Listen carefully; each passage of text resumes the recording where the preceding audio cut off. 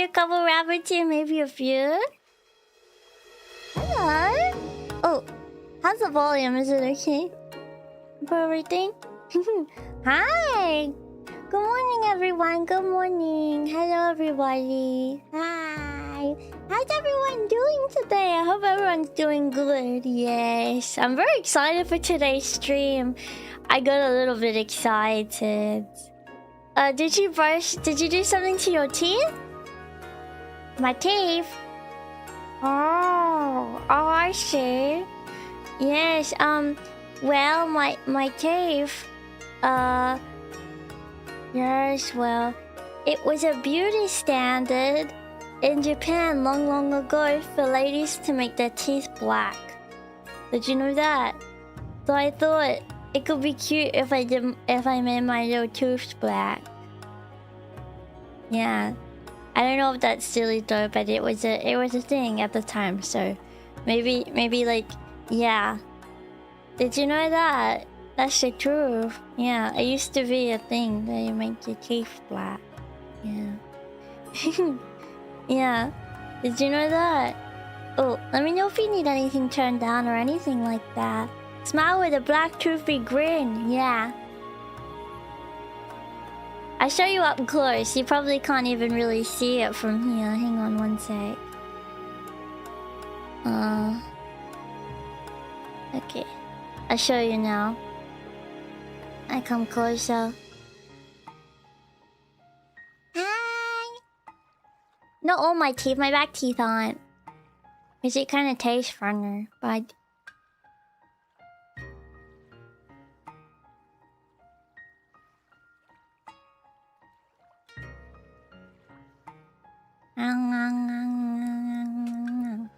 See that? Yeah. It kind of looks like black lipstick from far away. That's funny. I also did my eye makeup today, as you can see.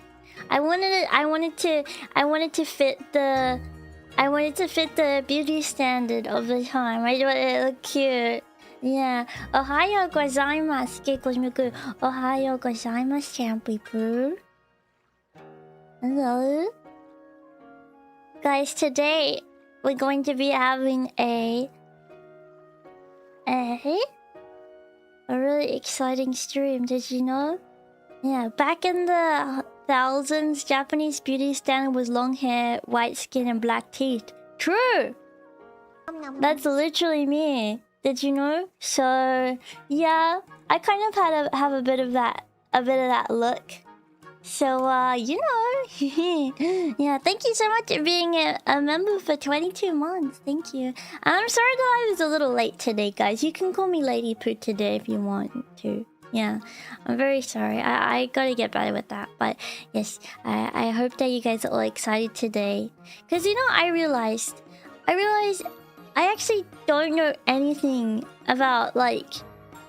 Okay, I talk about samurai and the samurai games and stuff, and there's like a lot of references to, you know, like, to that time in Japan, and like, I don't know anything about it, to be honest with you. So I really wanted to learn some more, and hopefully, I don't know, some of you guys have kind of spoken like you know about it. So I feel like either we can learn it together or you guys can teach me about it, depending on, like, you know, how you guys are feeling and whatnot. Like, who here knows about the Japanese samurai and stuff? Who here knows about it? Yeah. You're happy to be watching my stream? Well, thank you very much. I'm sorry that you're not feeling very good today. Yeah. Yes. I'm gonna be talking more about feudal Japan, but we're kind of gonna be talking, like, you know, about all different kinds of things from that time, like little tidbits of history. I want to learn about the history of the samurai because they kind of sound cool to me. Yeah. It was really dangerous, so I came back to the modern era, but you went there once? That's crazy. You know a little bit. Only from manga and games, pretty much. Yeah, me too.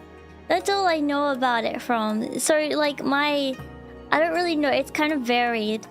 Have you played Way of the Samurai games? No, but I want to learn the Way of the Samurai. I want to know about it. Japanese knights? Yeah, and I like knights.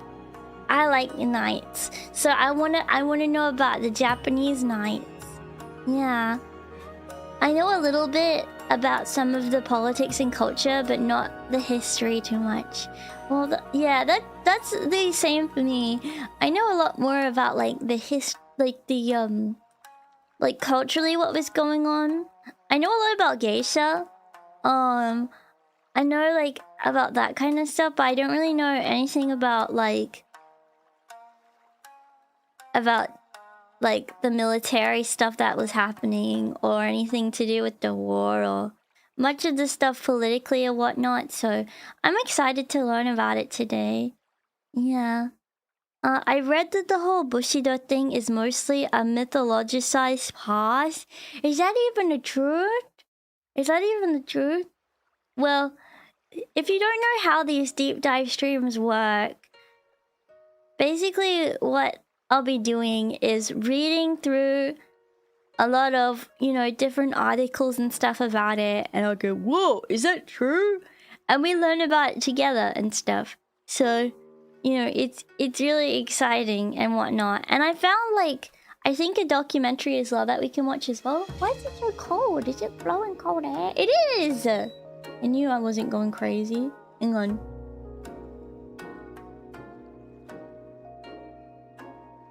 Okay. I knew I wasn't going crazy. What? Ninja were more trustworthy than samurai. Samurai were always betraying each other and stuff, but those were... But those that were ninja were very dedicated to their career and lords. Well, true, but I'm sure there were some good ones. Like, you can't say, like, all samurai are bad, you know? You know what's interesting, though? Apparently, like, the culture of samurai is kind of similar to Western culture. Yeah. Like... You know what I mean? Like, I think the more popular samurai stuff is like the rogue samurai, which is kind of like in Western like culture, like the lone cowboy who like tried to follow a strict code of honor, you know, like with the law, but decided to, you know, do its own thing in the sense of justice, which is kind of what samurai do, from what I know. That's kind of what I know, but it's kind of similar in a way, like. From what I know. Yeah. It wasn't not a thing at all, but the whole all samurai lived by this very... Yeah, it was a myth. But, I don't know, I like the idea that they're honorable. But I know, like, a lot... You know... Yeah, it is... Like, I feel like it's similar. I'm not saying they were bad, just that they were always wearing off with each other. Those that were your ally one week or your enemy next week. That's so messed up. I guess we can read about examples of that. What is it called? Ronin is masterless samurai. Yeah. Yeah. It's kind of similar to like the lone cowboy type. You know what I mean? They go by their own, like, standards of, like, what is... upholding their own standards. Yeah. Did you know? Spaghetti westerns were inspired by samurai films. And... can I be so honest with you? One of the reasons why I also wanted to learn about it is because... the next... Please don't be mean. The next Deltarune chapter is going to be Japanese themed, and it made me think about... I actually don't know much about like history, like Japanese history, so like I feel like it would be fun to learn about. And to be honest, like I don't know much about lots of different kind of history, and that's more what I want to learn about as well. I want to learn about Japanese history. I want to learn about American history because I like know nothing about American history either. I only know about Australian history, and even then, like, technically part of Australian history is like British history, and we learned about like, you know, like medieval warfare and like stuff like that, which is cool. I know a little bit about things like that, but you know, nothing like that really. But I would like to learn about like Western history too, like, you know, about real cowboys and stuff would be really awesome. But yeah, today we're going to be learning about samurai. And I know that, you know, a lot of samurai are known like as, you know, not doing the honorable thing. But I want to learn about the honorable stuff too, you know. Because I feel like that would be really fun. Yeah, Ned Kelly was our cowboy stories. That's really true. Yeah. And let me know if any music needs to be changed or anything needs to be changed on here. You know what was such a shame and so annoying? I don't know if it's just this topic or if it's happening more and more recently. But one of the reasons why, like, I was a little late today is I was trying to find, like, stuff to read on stream. And, it was all AI, like, all of it. Like, every website that I wanted to look at about samurai, it was completely AI. Or like documentaries. I thought I found this good documentary, and I turned the volume up, and it was like a text-to-speech AI voice thing, and I'm like, what? What the heck? Like, I was like, what? That sucks, cause like it looked pretty good. Yeah, like all of it. Like these websites have AI in it, like all of them, like just a completely copy and pasted page onto a website. But I think I found stuff that isn't for today. And it doesn't really matter too much if it has the information, but I worry that some of the information that the AI puts out is not at all, like, it's not completely reliable. So I want the information to be as accurate as possible and have like sources and stuff like that, like backed up by it, you know, like someone that's actually maybe like a like one person that would be able to write something themselves and vet the writing and stuff to make sure it's accurate. Not just something that's gathering a lot of information from different sources and may get stuff wrong, you know what I mean? Yeah. It does go off on tangents sometime, yeah. Oh, you can search before 2022, etc. to see better results. You know what that sucks about, though? Because I think that's fine for stuff like this, like history. But it really sucks for science, like, especially like new scientific discoveries and stuff. Like, if there's new scientific discoveries that are made and things like that, like, well, what's even gonna happen? Like, there's going to be new information put out there, but it might be, like, overshadowed by a ton of this stuff, which kind of sucks, but...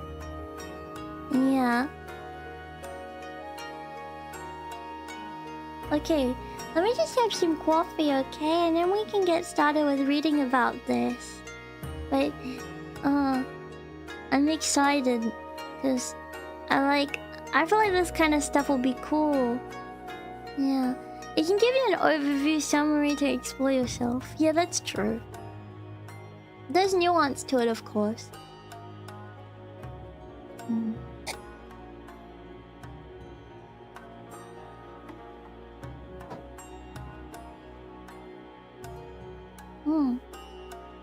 Coffee! Okay. So, are you guys ready? Yeah, we can read some of the stories. If any of you guys also, like, after I'm done reading this, if any of you guys, like, have any, like, particular samurai that you think are fun to read about, or that you think that I'd like, let me know and I can look into it. Hang on 1 sec. What? Hi! All I wanted to do is make it so you can see my cursor. Okay, that's better. They drink coffee in ancient Japan. The samurai love coffee. That's their favorite drink. Everyone knows this. Here. So, yeah. Look at that! The samurai helmet. That's so cool. The medieval period of Japan is considered by most historians to stretch from 1185 to 1603. That's a long time. To be honest. CE. Standout features of the period include the replacement of the aristocracy for the samurai class. What the heck is that noise? Did you hear that? Oh, my mum's watering the garden. Jesus. Sorry. Oh, that scared me so bad.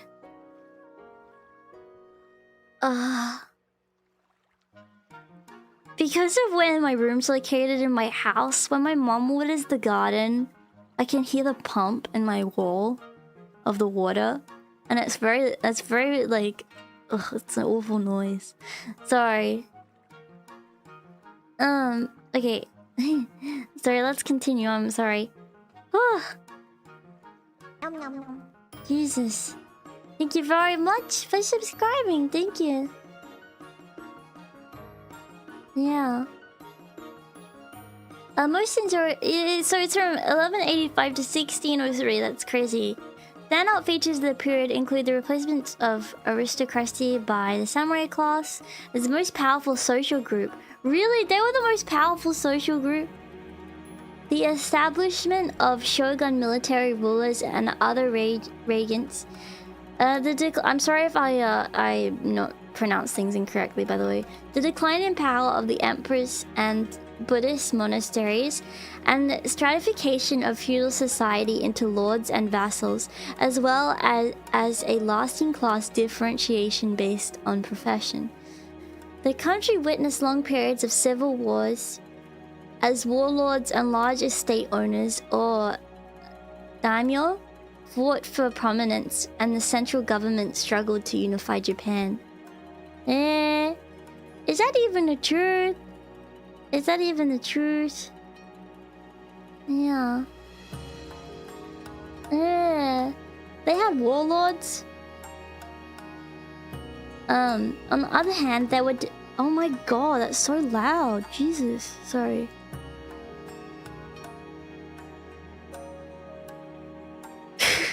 I was so shocked you guys can't hear that.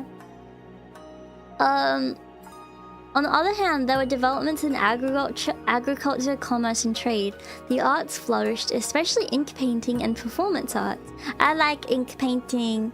Finally, Japan's presence on the international stage became more involved, with the Mongol Empire attacking Japan in the late 13th century CE and Japan invading Korea in the late 16th century CE. Both campaigns ending in failure. What? All in all, then, a busy period of development, and one which saw the population of Japan rise from around 7 million at the beginning to around 25 million at the end of it. That's a lot. That's a lot.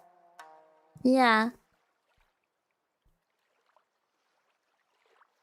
So, why, like... So did they fail both of them? They're not very good. What? 2 hurricanes destroyed Mongol fleet? Wait, really? It was literally hurricane's fault.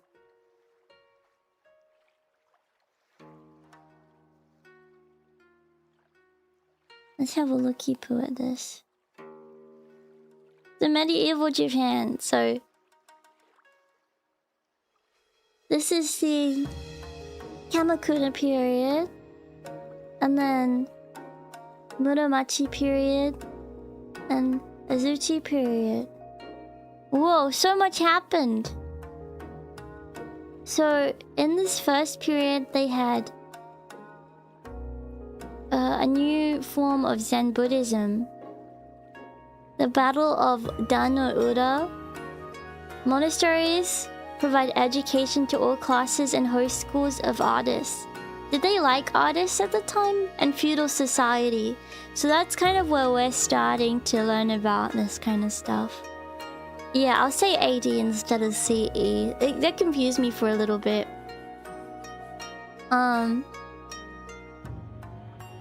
Japan joins tribute system of China's Ming Dynasty. Wait, this was only in 1401. Guys, you know 1401 wasn't even that long ago.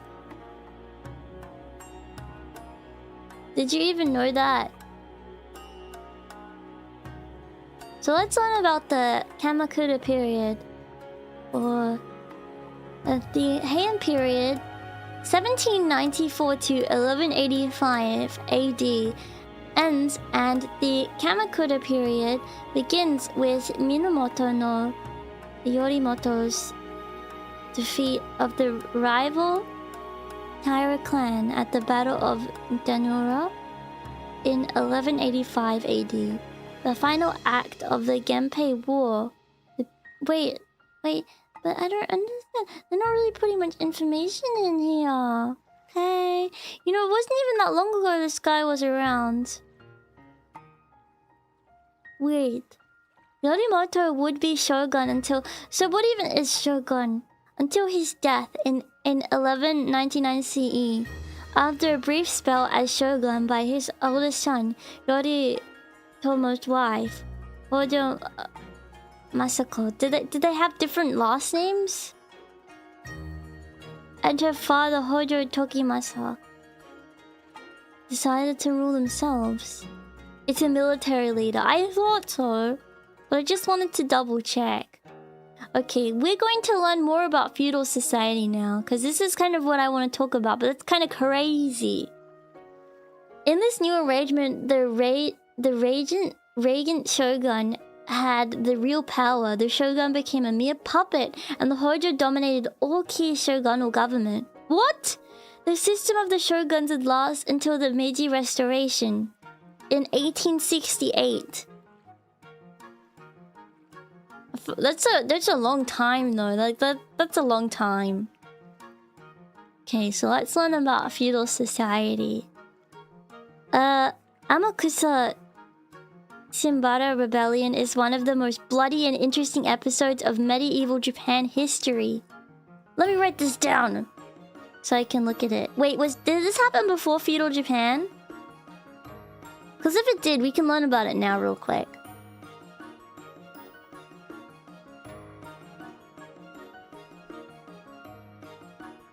Yeah.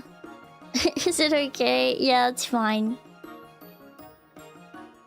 I don't care. I'm on the internet. It's gonna happen. The Shimabara Rebellion. So, was this before? Or after this started?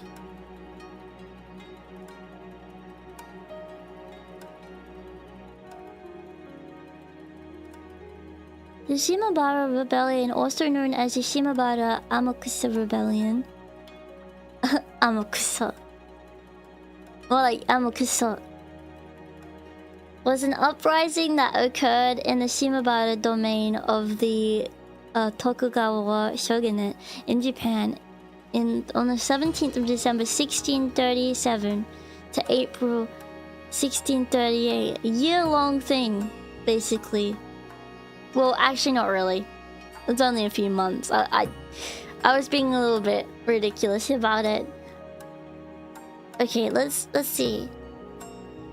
Matsukura Katsui, the daimyo, they were feudal lords, okay, of the Shimabara domain, enforced unpopular policies set by his father that drastically raised taxes, all to construct the new Shimabara castle, and violently prohibited Christianity. So he's like, I'm gonna tax you all, my daddy says so. I guess. In December 1637, an alliance of local Ronin and mostly Catholic peasants, led by Amakusa Shiro, rebelled against the Tokugawa shogunate due to discontent over Katsui's policies.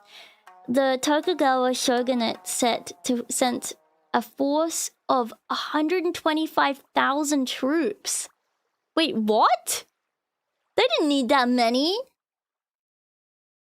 What? 125,000 troops? That's kind of ridiculous.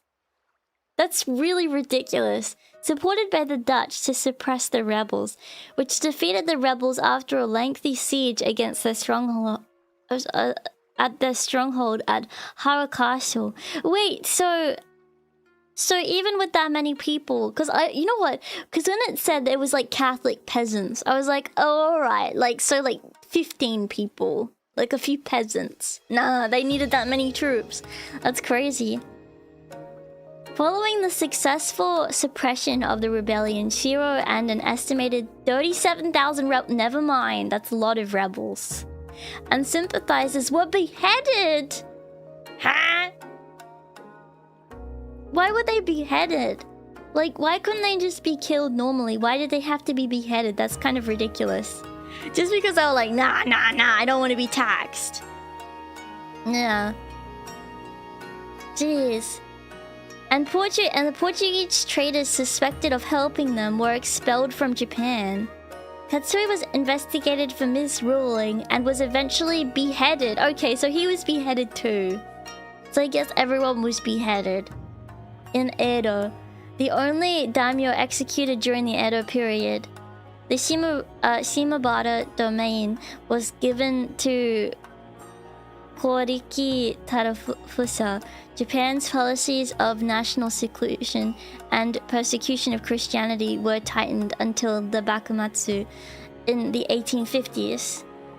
The rebellion is often portrayed as a Christian rebellion against violent suppression by Daimyo Katsui. However, the academic consensus holds that the rebellion was primarily motivated by peasant anger. No! It can't just be peasant anger. No. That's not even true. Let's actually read about it. So they were dissatisfied with overtaxation and suffering from the effects of famine. Okay, I'd be mad too. Revolted against their lords. This was specifically in territory ruled by two lords. Okay. Let's see what happened. The discontented ronin of the region, joined by impoverished peasants, began to meet in secret in Yushima, also called Meeting Island. Listen, if you had a secret meeting, like if you had a secret meeting spot, you might not want to call it Meeting Island. You know, if you're trying to plan a revolt. Yeah. And plot an uprising, which broke out on 17th of December, 1637. Ever notice how in RPGs, the evil bad religion that pretends to be good but is actually evil always was a knockoff of Roman Catholicism?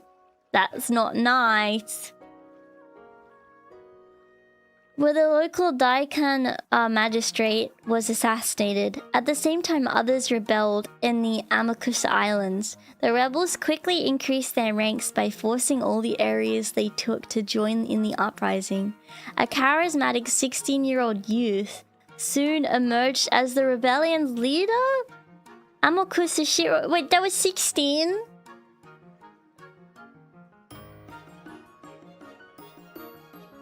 Guys, at 16, my biggest worry was like where I was gonna go for dinner, like after school. Like, if after dance class I would be able to we were able to get like chippies. That was like my biggest worry at the time. And this person was like rah, rah, rah, leading it. That's crazy. Yeah, the rebels land siege to the Terasawa clans, Tomoka and Hondo castles, but just before the castles were about to fall, armies from the neighboring domains in Kyushu arrived, forcing them to retreat. The rebels then crossed the Ariake Sea and briefly besieged Matsukura Katsui's Shimabara Castle, but were again repelled. What? At this point, they gathered near the ruins of the Hara Castle, which had been the home of the Arima clan before their move to the Nobeoka domain, and was subsequently demolished. You know what I'm thinking as well? Like, at the time, there were probably so many places that were just, like, abandoned as well. Like, ghost towns and stuff. Like, you know, if you went from like one town to another, there would probably be nothing. It would be easier to move around than it would be these days if you were like leading a revolt. They built up palisades using the wood from the boats they had crossed the water with, and were greatly aided in their preparations by the weapons, ammunitions, and provisions that they had plundered from the Matsukura clan's storehouses.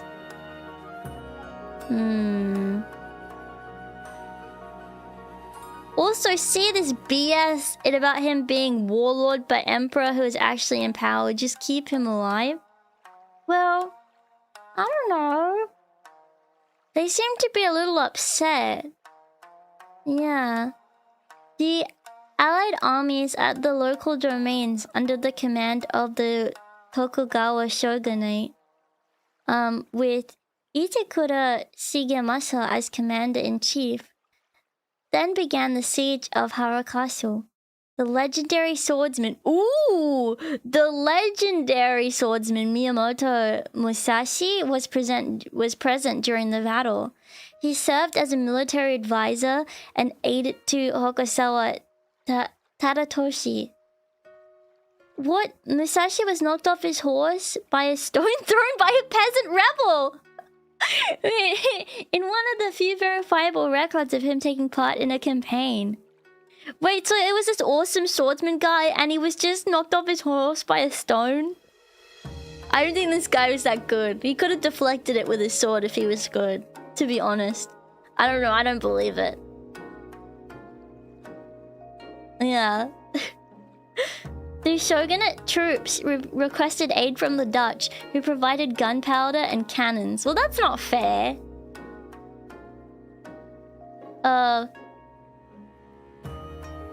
What? So they got cannons and like all of this stuff, and the peasants had stones. I mean, that's not very fair, to be honest.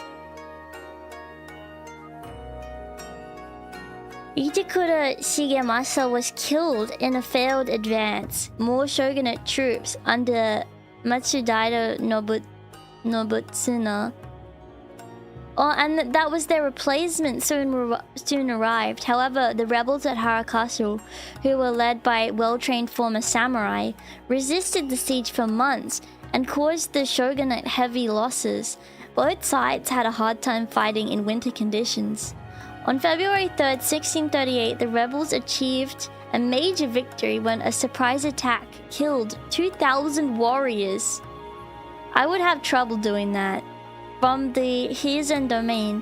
However, with their position surrounded and no means of establishing supply lines, their food and ammunition quickly ran out. Well, yeah, I mean, they put up a good fight, honestly. Yeah. To be honest, it kind of feels like they were up against people that were smurfing. To be honest. Yeah. On the 4th of April 1638, over 27,000 rebels, facing about 125,000 shogunate soldiers, mounted a desperate assault, but were soon forced to withdraw. From the survivors, the shogunate forces learned of the rebels' poor condition and how they would likely be unable to withstand another direct attack. On the 12th of April 1638, troops under the command of the Kuroda clan of Heian stormed the fortress and captured the outer defenses. The remaining rebels continued to hold out and caused heavy casualties until they were routed 3 days later. Oh, but they lasted 3 days. You know? I just couldn't imagine being that one guy that threw the stone. Like, this really well-known guy, like, everyone knew him, he was really awesome. And then they're like, and then this peasant's like, I'm just gonna see what happens, I'm gonna throw a stone. and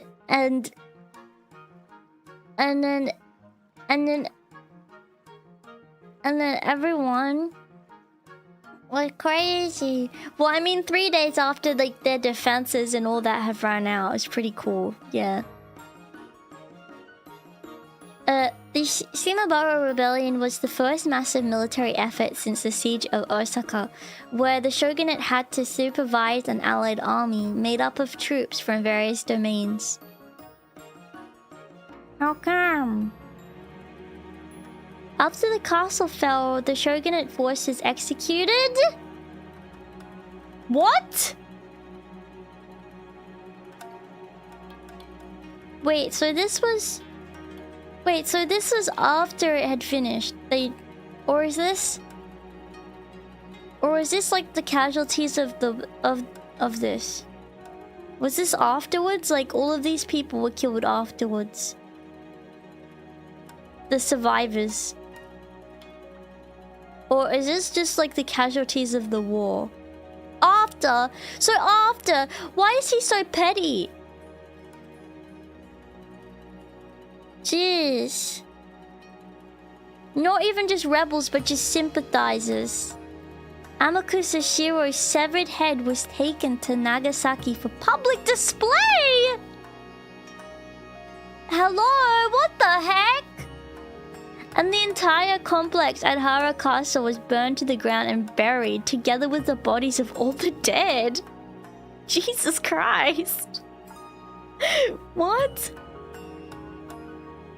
Because the shogunate suspected that European Catholics had been involved in spreading the rebellion, Portuguese traders were driven out of the country.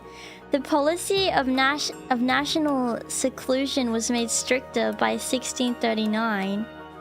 An existing ban on the Christian religion was then enforced stringently, and Christianity in Japan survived only by going underground. Wow, I didn't know that.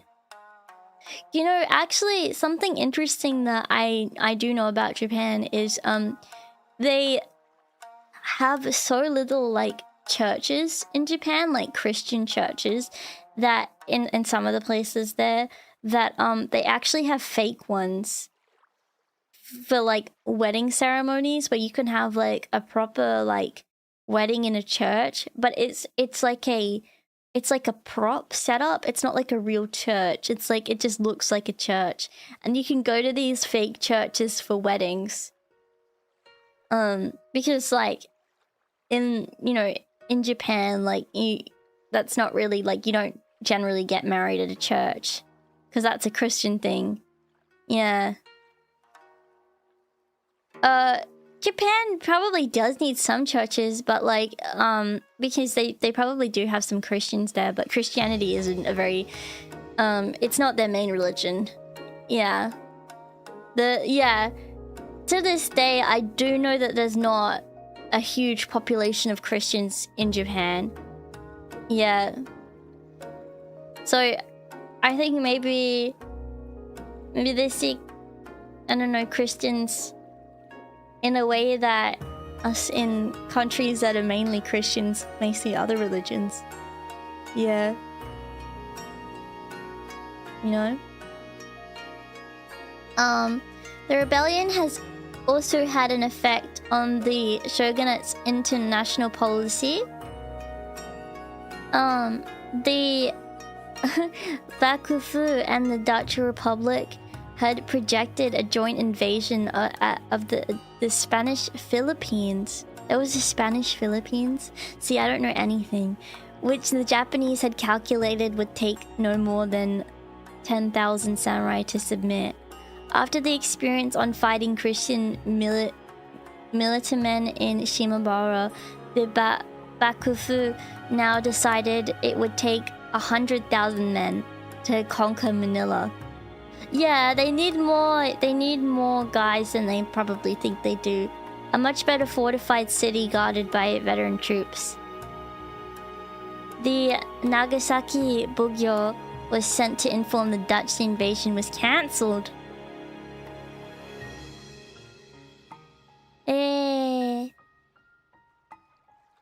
A lot of churches are also fake money churches. True. Yeah. In the Philippines with Spanish money... Wait, did the Spanish people have... Were they in the Philippines? Oh. Yeah. Feudalism, Japan. This I've done a few history streams at this point. I've done like medieval stuff, medieval warfare and whatnot. So don't like I'm not like let me learn about Japan. Let me learn about Japan. Yeah. Interesting, I didn't know that.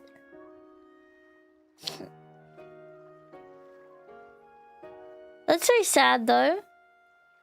Look at this. This is pretty sad. The Buddhist statues at Jizo, the Bodhisattva of Mercy. This is so sad. They just have a ton of beheaded statues there. That's crazy. Oops. What is with the beheadings? Why can't they just be nice? Yeah. But yeah, that was interesting. Thank you for teaching me about that and letting me have a little read. That was very interesting. Maybe, do you guys think maybe that's one of the reasons why Christianity isn't like more of a thing in Japan? Like, I'm sure there's many reasons, but maybe like, I mean, of course, like them banning it, you know. Yeah. It absolutely is. That's very interesting.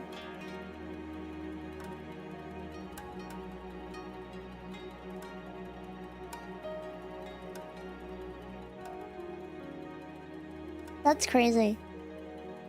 Well, let's continue to read about this, guys. That is very interesting. Yeah.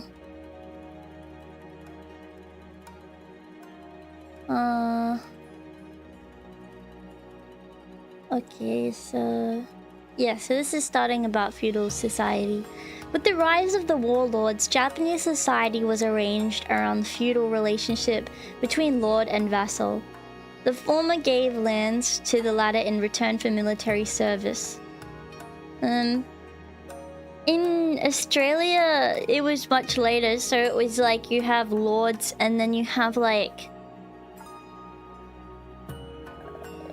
What's it called? What was it? Hang on, I'm diving deep into my brain from my history lessons.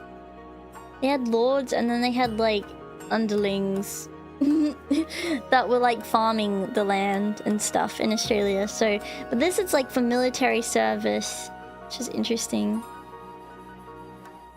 I couldn't even tell you. They had like poor peasants that lived on the land and sometimes like farms and stuff. In, you know, so they could get the land. Yeah.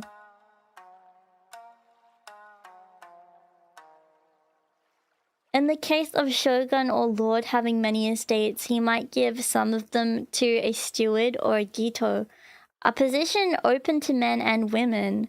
Why is women highlighted? To manage and collect the local taxes, with that official then entitled to fees and tenure. What, they have taxmen? Why do they have the taxman like so long ago? I don't know why, but I didn't think taxes existed like then. Like, I was, like, they weren't even free from taxes. That sucks. With that official then entitled to fees and tenure, the role of steward was frequently given as a reward to loyal members of the shogunate. Many Jito became powerful in their own right, and their descendants became daimyo or influential feudal landowners. Another layer of landowners was the military governors or constables or shugo, who had policing and administrative responsibilities in their particular province.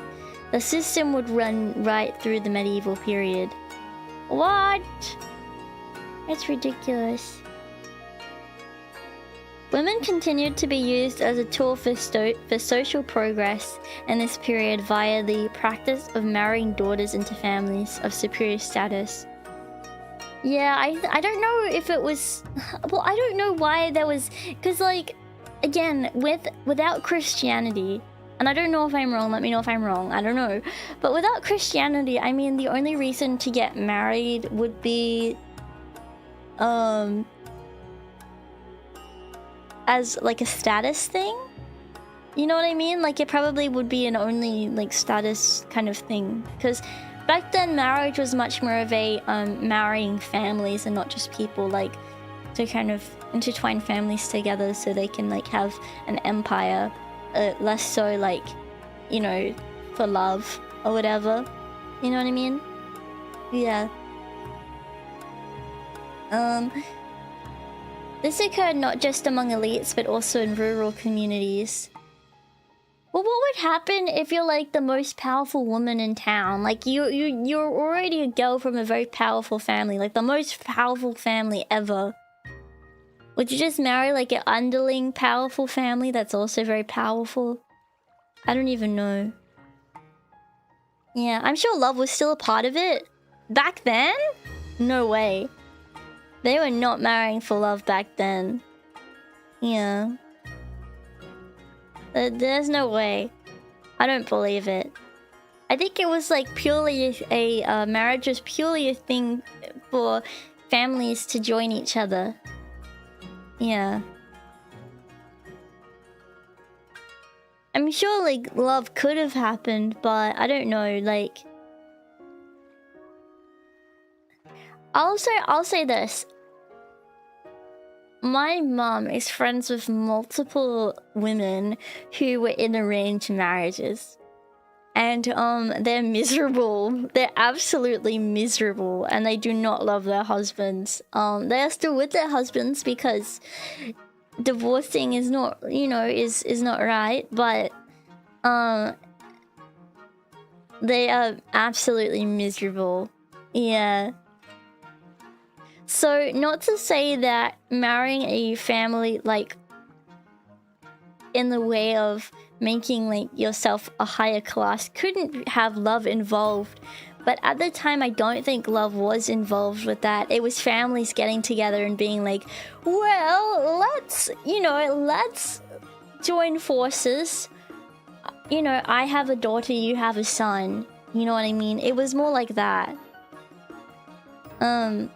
In some cases, people don't meet their husband until, like, or their wife until, like, a few days before. Yeah.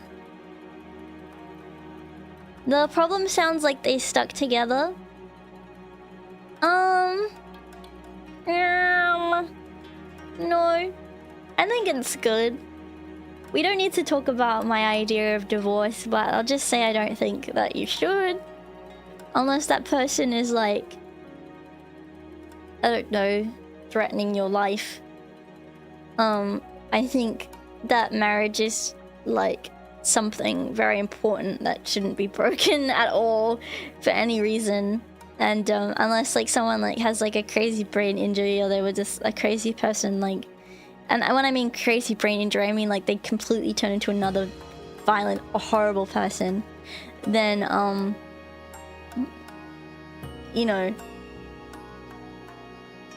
you should, yeah. I'd argue arranged marriages are akin to sold slavery.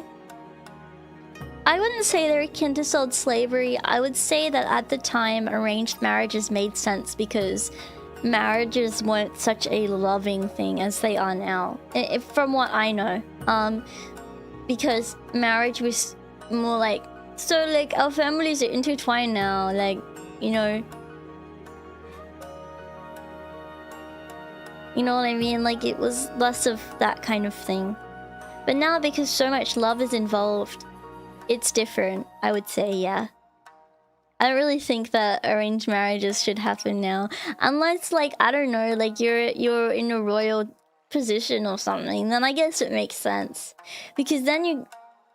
Okay, listen, please. I'm sorry, British people. I'm really sorry. I'm really sorry.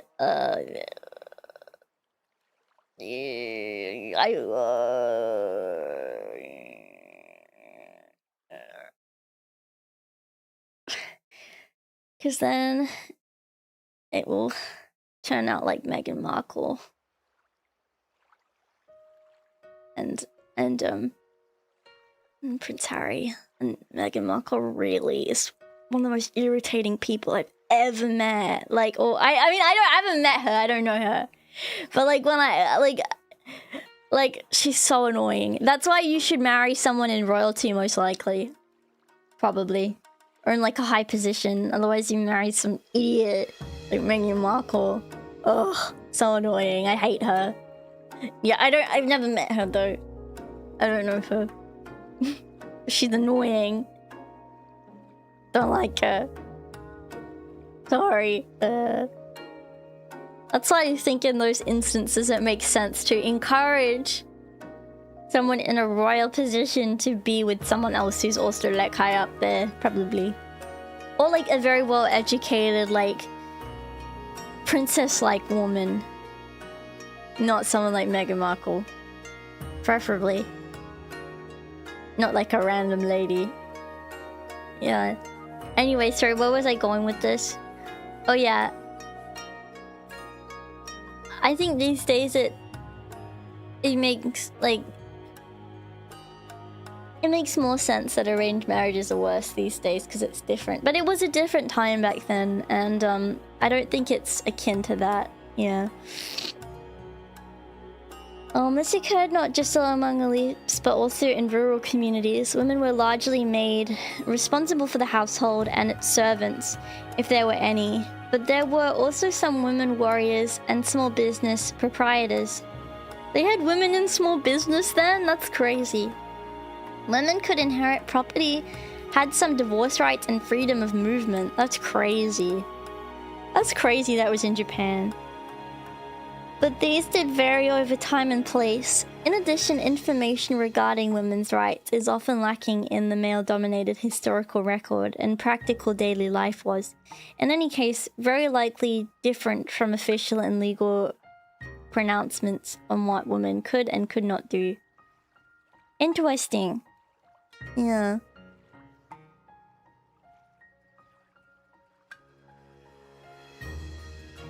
What? Why do I get the impression that small business means brothel in this case? Just because it's a woman doesn't mean that the only small business she can run is a brothel. Thank you very much. You can have a strong, independent woman that is doing something very, very great, like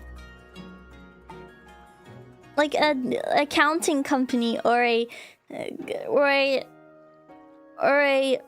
firm, a law firm.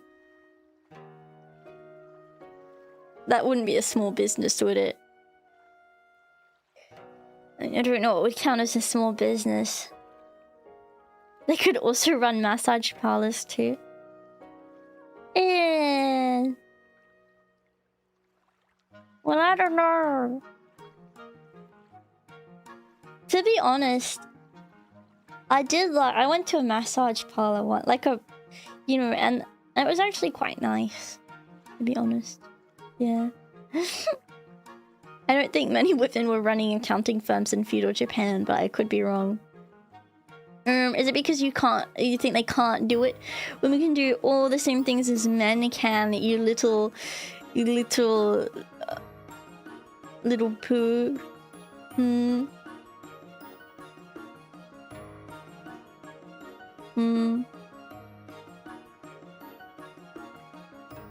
You got a massage? Oh yeah, a while ago. Yeah. It probably would be accounting if it wasn't some craftsman jobs.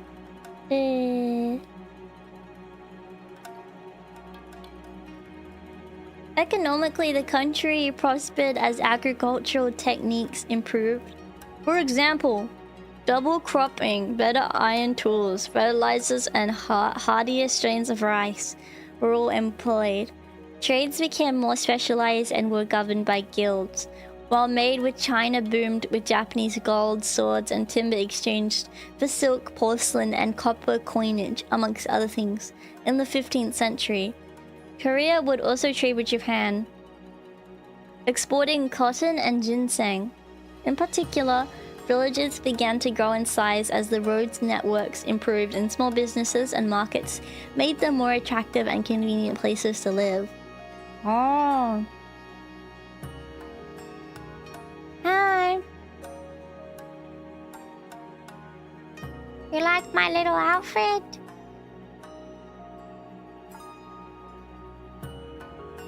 Hey. The success of the Kamakura regime is perhaps best indicated by its ability to withstand its greatest challenge, the Mongol invasions. The Mongol leader Kublai Khan. What about Genghis Khan? What about Genghis Khan? Guys,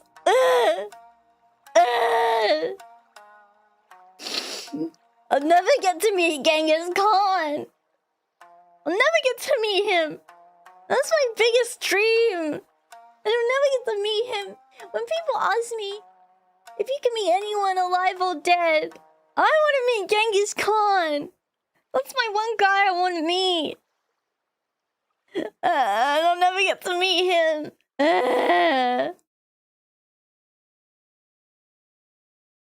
You don't want to? I do. Why? I don't know, it's just funny. I don't know, it's funny to say I really want to meet Genghis Khan. Because that's the only person I know with the last name of Khan. I've never seen Genghis on horseback looking cool. Champy, will you do a Genghis cosplay for me? Would you consider doing a Genghis cosplay? I actually called him Gengi when I knew him. Mr. Gang. Mr. Gang.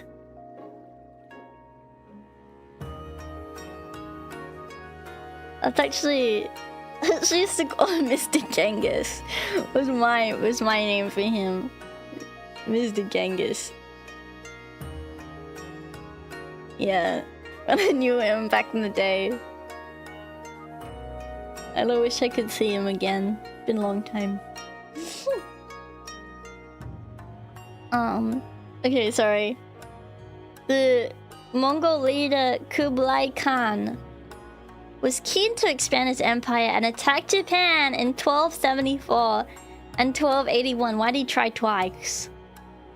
Both campaigns ultimately failed thanks to stiff samurai resistance, poor logistics, and poorly built ships on the part of the Mongols, and 2 typhoons.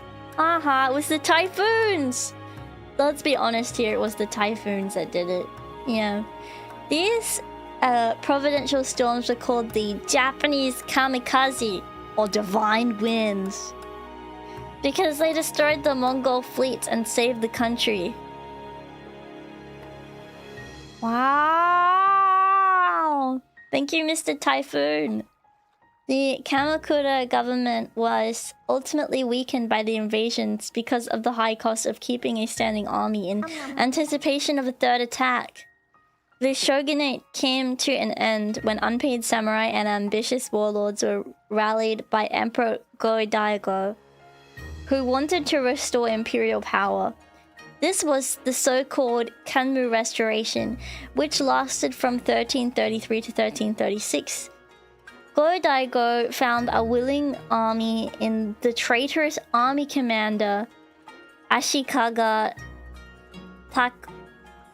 Takoju, who attacked Heiankyo, while another rebel warlord, Nita Yoshisada, attacked Kamakura. Takoji wanted to be the new shogun, and he defeated Yoshisada in battle. Wait, what? Why is he? Wait, so did he betray him? That's not nice. Was exiled, though he then established his own rightful court in Yoshino, a situation of dual courts, which was not restored until 1392 CE. Why did he do that?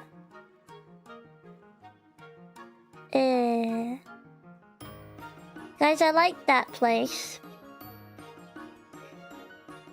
You see? That looks like a very, very ancient place in Rabbitville, actually. Oh. Wow. So...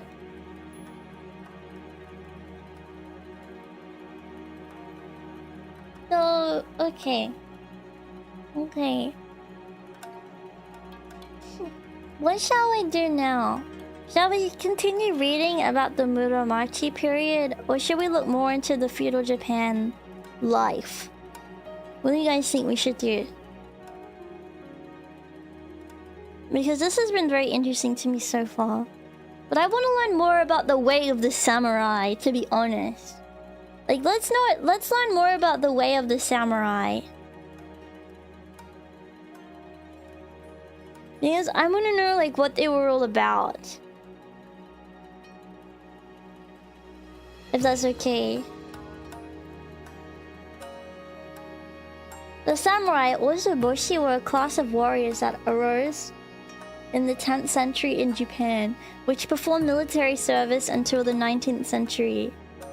Elite and highly trained soldiers, adept at using both the bow and sword, the samurai were an essential component of Japanese armies in the medieval period.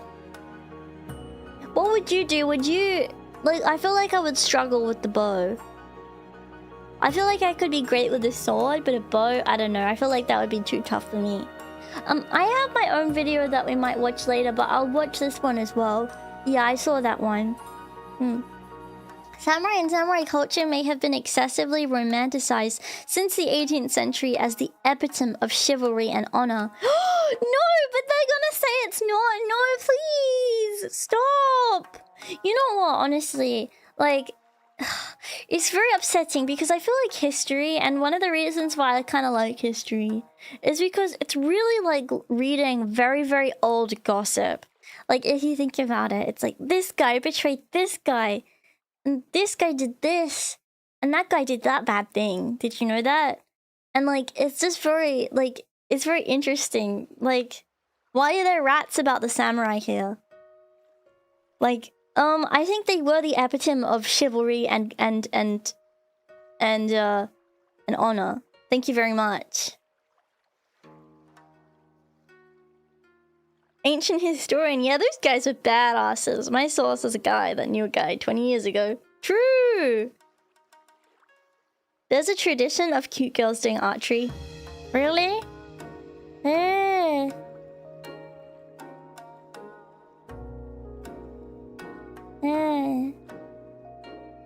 Okay. But there were many examples of them displaying great courage and loyalty to their masters. In particular, even committing ritual suicide in the event of the defeat of death of their lord. That's kind of awesome. Like, okay, I know that's really bad, like, and that's sad that they had to do that and whatnot, but that's pretty cool. Like, I don't know. That's pretty cool. Maybe that's not right to say. Yeah, wouldn't they like put their knife, like, wouldn't they have to like cut their own throat with their sword or something? It was like something like that they had to do. It's super metal. Yeah. Very sad though. Very sad. Yeah. Oh, stomach. Oh, yeah. It's Sudoku. It's Sudoku. That's what Sudoku's name is after. Did you know? No, I'm kidding. I'm sorry. I'm being stupid. Okay. So they must have really loved their masters a lot. Warfare in medieval Japan was, though, as bloody and uncompromising as it was in any other region, and money was often the prime motive for many samurai to participate in battle. No, it wasn't!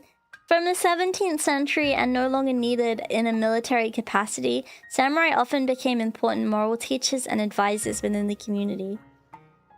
So they just became kind of loppers. They're like, you know, I was trained for the army. I didn't get to do any wars, but I know a few things. The government system of conscription in Japan was ended in 792. And so in the following Heian period, private armies were formed in order to protect the landed interests, or shogun, of nobles, who spent most of the time away at the imperial court. This was the beginning of the samurai, a name meaning attendant, while the verb semurao means to serve, and so the term was originally one of class rather than the military profession it later became to signify. That's interesting, I didn't know that.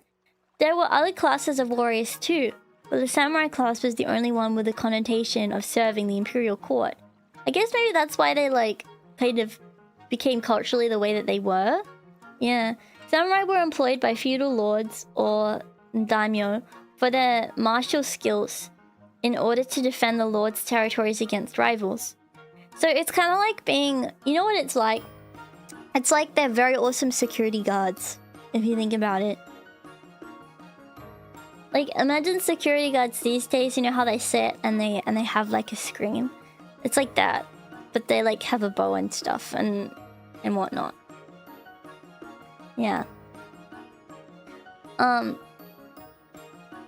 To defend the Lord's territories against rivals. To fight enemies identified by the government. And battle with hostile tribes and bandits. For this reason, samurai could live in barracks, in a castle, or in their own private homes. Yeah, I guess some of them the same way as like knights do would live like kind of on the grounds of wherever they're trying to protect, of course. As samurai eventually organized into groups led by warlords with political power, they were able to take over from a... What is like a warlord? Because I've heard warlords a lot in many different like in many different examples, and I keep thinking like, what even is a warlord? Like, what changes from like a war guy, you know, like someone that like likes war and whatnot and says, hey, you go fight this guy, and then like what makes them like a warlord? Like, that's kind of extreme to be a warlord from like just a guy that's like, I want to do war stuff. It's a duke, like a general. Oh really? A guy who can fund and own an army? Oh. So, I kind of thought it was like a guy like in the government who was like corrupt and was sending the military to do stuff. But I guess that's probably because you hear about warlords in like places in Africa, and usually it's like associated with corruption and stuff, but I guess it's different in these times, or maybe I have the wrong idea. Yeah, CEO of war. That's what I kept thinking when I read it. Warlord is a bit of a vague term, but it's basically a guy who leads an army.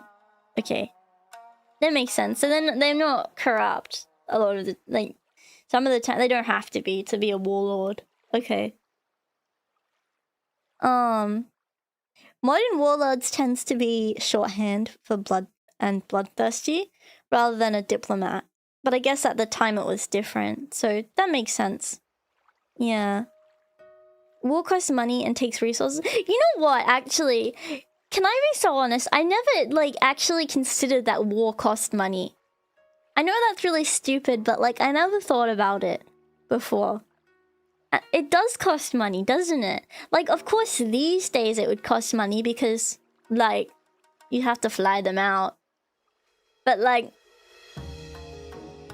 I don't know, but, like, I never thought about it.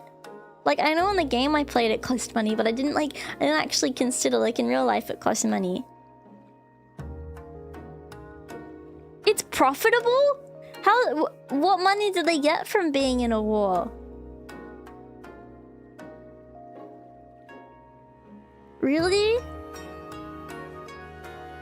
And a lot of the samurai during war was promised land. Oh.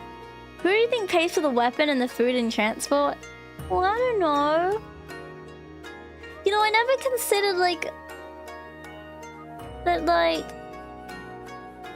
well, I kind of thought money was not as big of a deal as it is now. Like, the economy wasn't like the way that it is now, so, like, it was not... like, maybe there were, like, kind people that were like, okay, like, I'm the guy that, like, does the... like, I'm the dude that does the shields. And I do it because I love the great Japan, and, like, I just want to help everyone. You know, not because for money.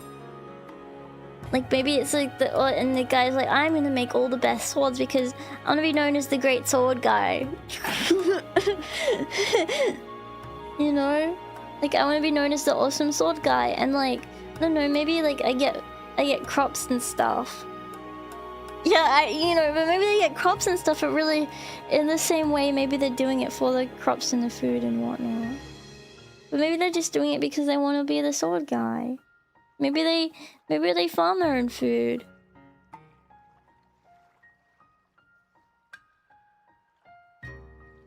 Yeah. If you don't know about American history, that's all about property from war. I gotta learn about American history then, because I never ever thought that war is profitable. I thought it was something that, like, you did to take over a piece of land. Or because, like, someone really pissed you off. I never thought that it made money. I thought... I just don't... I can't comprehend how it makes money. Like, does someone pay them to stop?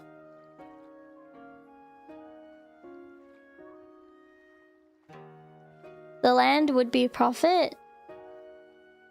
But usually they don't even get the land. It's just like so many people die, and then they're like, okay, let's give up.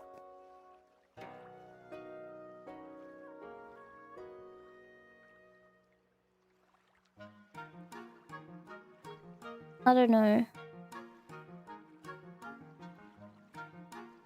It actually doesn't historically. Yeah, I guess you're right. I guess I don't know a lot about... I guess the only wars that have really happened, like, in my lifetime have been extremely long, drawn-out wars that, like, have no conclusion, really. You know what I mean? Like, it's just like, they just have, like, it's like an argument, but, like, nothing really changes. So it's, like, it's hard to think about it a different way. Like, I just never considered it, but, like, yeah, I guess that's a good point. Yeah. Yeah, I only really knew about Iraq, to be honest. There's other wars I know that are happening and going on, but, like, I'm not really as aware about that stuff. You know, like, I don't know. I think I'm kind of, like, uneducated about it. Yeah. Does that make sense? I don't know.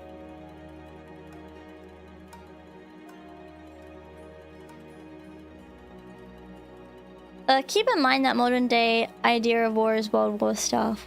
Well, yeah, you're right. Like, I think, like, yeah, war was a lot more isolated, like, back then. And I guess I have to consider that it is possible and definitely happened where people did take over, like, took over lots of land just from war. So, yeah. Yeah, it's interesting, yeah. I didn't really think about it that way, but you're right. Yeah, I guess it's hard when, like, my idea of war is different to what it really was, because we have so much humans as a, you know, the human race has so much stuff now, so much technology. I don't know. I feel like we're in a very relaxed, safe time right now, as far as, like, the entire world at least isn't fighting each other right now, which is nice. I know bad stuff is happening, but Like, at least, like, not everyone is fighting. But I think, like, the reason why not everyone is fighting and another world war isn't happening is because someone's gonna do something really bad. Someone could do something really, really bad. Maybe. And that's not good. Like really, really bad.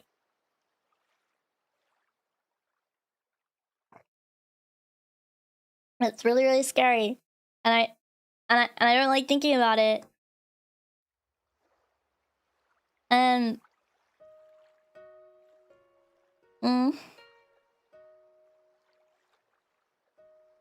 yes, yes. I mean that. Yes. That kind of stuff. Really scary. I like to just think because I live in Australia, I'll be fine.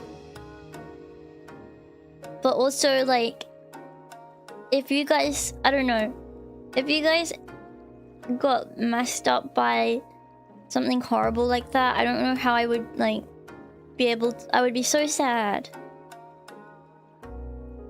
Yeah. So I don't really feel like it's okay. Yeah. But anyway, so I think it's just different now because, like, so much more can be destroyed now. You know what I mean? Like, in the sense that you can literally ruin and destroy an entire country now. You know, it's really scary. So I don't like thinking about it. I just hope that, like, I don't know if this is a thing, but I really hope that we get some kind of deflectors for those kinds of weapons. Like, some kind of deflector. Like, maybe we can, like, go boing and, like, deflect it, like, into the, like, I don't know.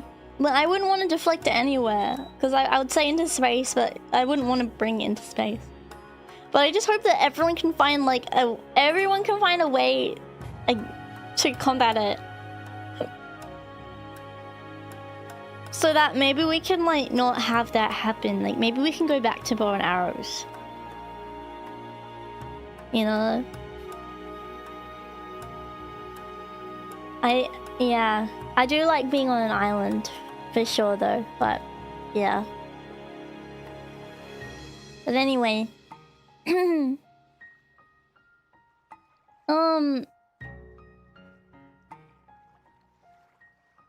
Anyway, sorry for going on a tangent about that. As samurai eventually organized into groups led by warlords with political power, they were able to take over from a weak imperial court in the 12th century under rule of such warlords as Minamoto no Yoritomo. Thus, the Kamakura period, a new military government system was founded, which was dominated by warriors and led by a shogun, military dictator. And so it would remain right until the 19th century. So a long time. That's a really long time. Oh my goodness. Many samurai came from the Kanto plain and had gained valuable experience in the campaigns such as the Emishi or Ainu tribes in the north. In these battles, warriors began to develop a code of conduct which gave them the possibility to earn a reputation and increase their status amongst their peers and masters. Naturally, bravery on the battlefront was paramount, and a tradition developed of samurai riding into battle, shouting out their lineage and past deeds, and that's sweet, and challenging any of the enemy to single combat. These vocal pronouncements would later be replaced by the use of banners in samurai culture. Oh, cool. Been like, my name Gekko, I did this, and this once. Yeah. It was not until the Edo period that a fully standardized system of status and ranking developed for samurai. There were 3 principal ranks. So there's Gokenin, or horsemen. Or housemen, sorry, not horsemen. Housemen. The lowest and vassals of a feudal lord. Okay. The Goshi, or the rustic warrior. They could farm their land, but could not have the 2 swords of the full samurai rank. Or the Hatamoto, or bannerman, the highest rank. Only these warriors were expected to die to protect their lord's interest. That's crazy though that anyone was expected to die to protect their lord's interest, but that's kind of awesome. Like, it's really sad, but it is also really awesome. Yeah.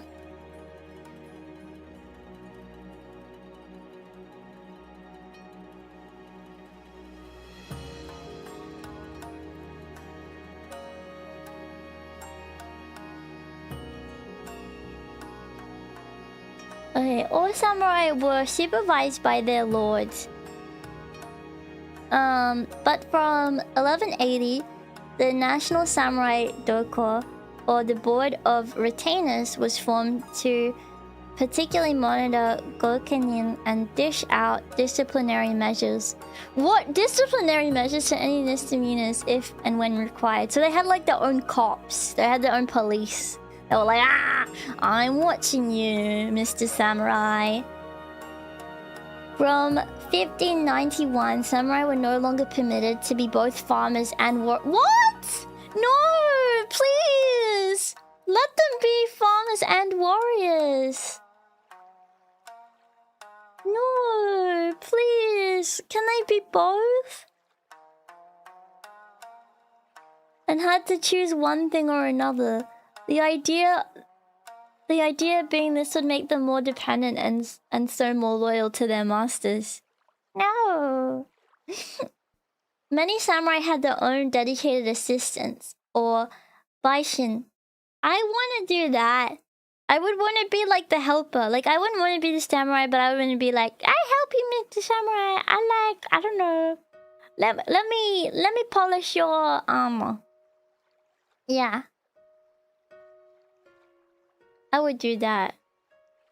Oh, where'd my music go? Oh. Hey, come back. There we go. Samurai made up just 5 to 6% of the total population. 18 million in 16,000. And none of these were women. Although there was a separate and very small warrior class of women known as Ona Bugeisha, or martially skilled women. Oh, I'm surprised that there was that there was a small population of women that were fighting too. That's cool. Yeah. Trained from age 10 or even earlier, samurai fought on horseback in the early medieval period. That's crazy. From age 10 or even earlier. I would assume it would be much earlier than age 10 that they were trained. Samurai weapons. Yeah, trained from age 10 or even earlier in martial skills, samurai rode and fought on horseback in the early medieval period, primarily using a bow, but also a curved longsword when necessary. Yeah! They had a second shorter sword, and a decree by the ruler Hideyoshi in 1588 stated that only 4 samurai could wear 2 swords, and this became an important status symbol. Samurai also learnt martial arts, of which there were... I was gonna say which one, but... Of which there were 18 in the Edo period, but the most prized samurai skills was always horsemanship, archery, and then swordsmanship. From the 17th century, the sword took over the bow as the quintessential samurai weapon, largely thanks to the bow being much cheaper and accessible to the ordinary foot soldiers. Oh, okay, so more foot soldiers had bows, so that means the samurai wanted to be cool and they had the swords instead. Yeah.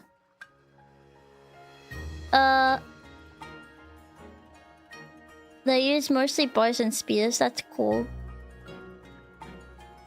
And so the more exclusive sword became known as the Soul of the Samurai. Ooh. Both weapons suited the samurai ideal that battle should involve personal duels. They're a 1v1 enjoyer, and you know what? I can appreciate that. I really appreciate that, honestly.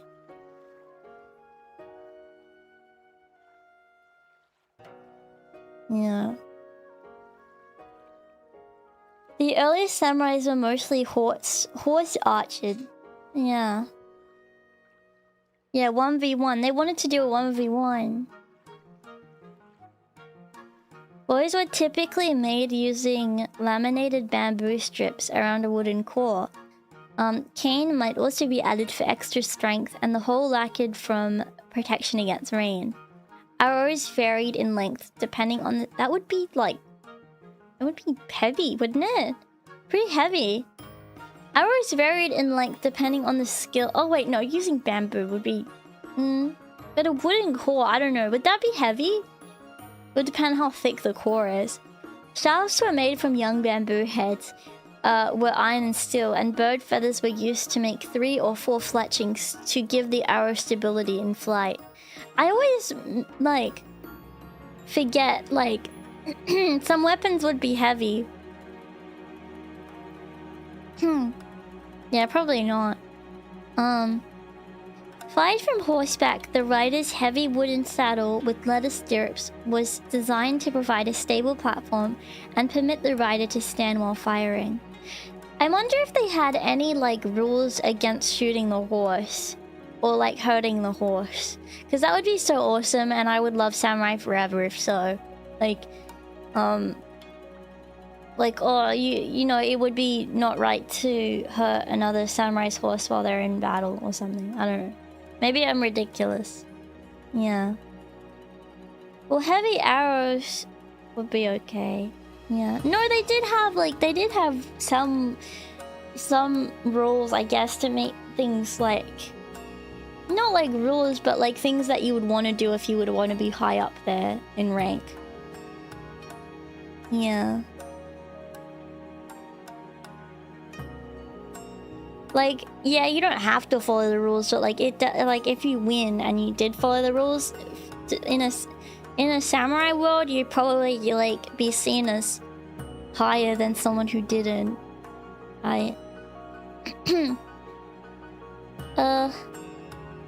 Samurai swords were curved and made using steel, a design combination which dated back to the 8th century in Japan. The steel was worked by master craftsmen who carefully controlled the carbon content in various parts of the blade for maximum strength and flexibility. For this reason, it is fair to say that Japanese swords were amongst the finest and sharpest ever produced in the medieval world. Oh, and they're still known too to make really great like knives and stuff, even like for cooking and things, because they had like a technique to make things like very sharp. Blades varied in length, but it became common for elite samurai to carry 2 swords, a long and a short one. The longest sword, or the katana, had a blade of around 60 centimeters or 2 feet. Jeez, that's long! That's long for battle. That's really long. And the shorter sword, the wakizashi, had a blade of 30 centimeters. Both swords are worn with the cutting edge uppermost. The tachi, an earlier and even longer sword than the katana, was a blade from up to 90 centimeters or 3 feet. That's crazy. That's crazy. Japanese knives are actually nice, yeah. They love... You know what though? I like swords too. I think swords are awesome. I think swords are the best since sliced bread. I'm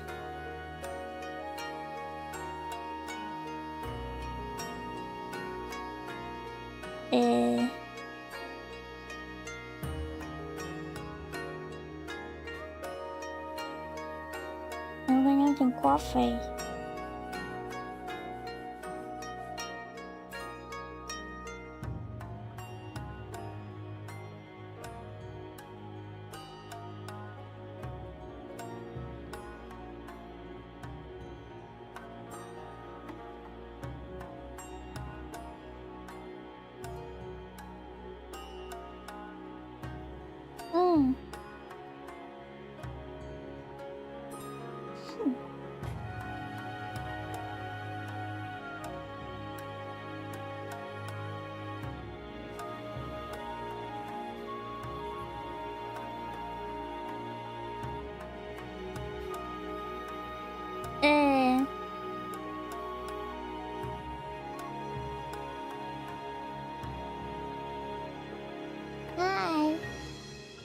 Some would even pray to their weapons. Oh, that's sweet. That's sweet. Hey.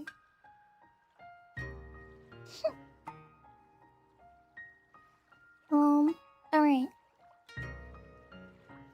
Why'd they have even a longer sword? Like, that's really long. Yeah. Look at that.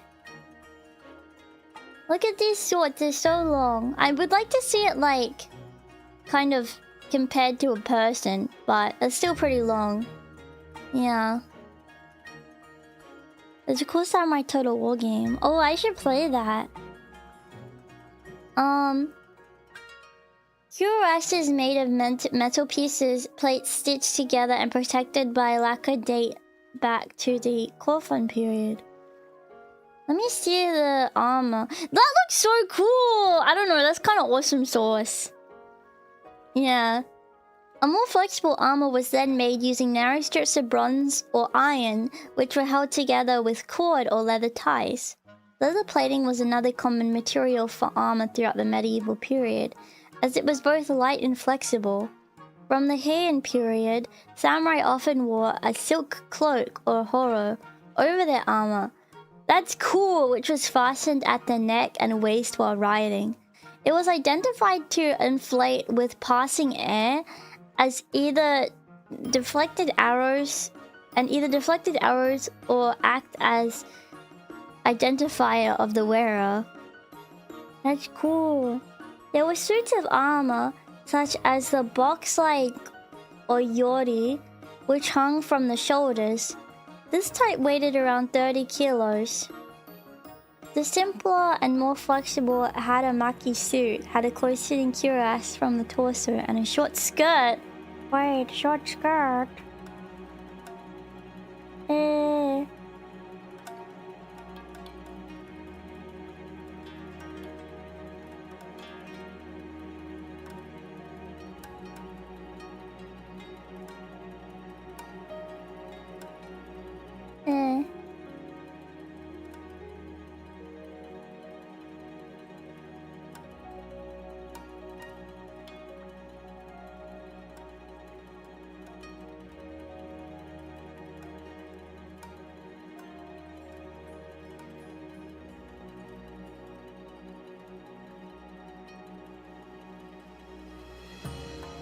Why'd they have a skirt?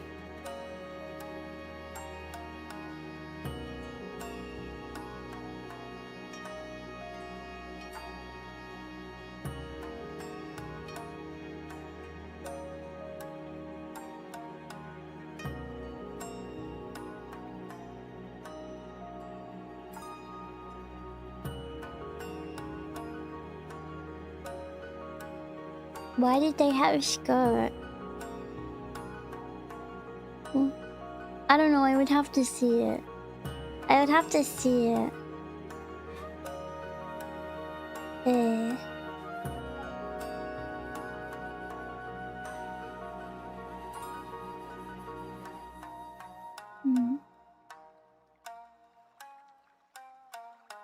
Is that how you're thinking, brother?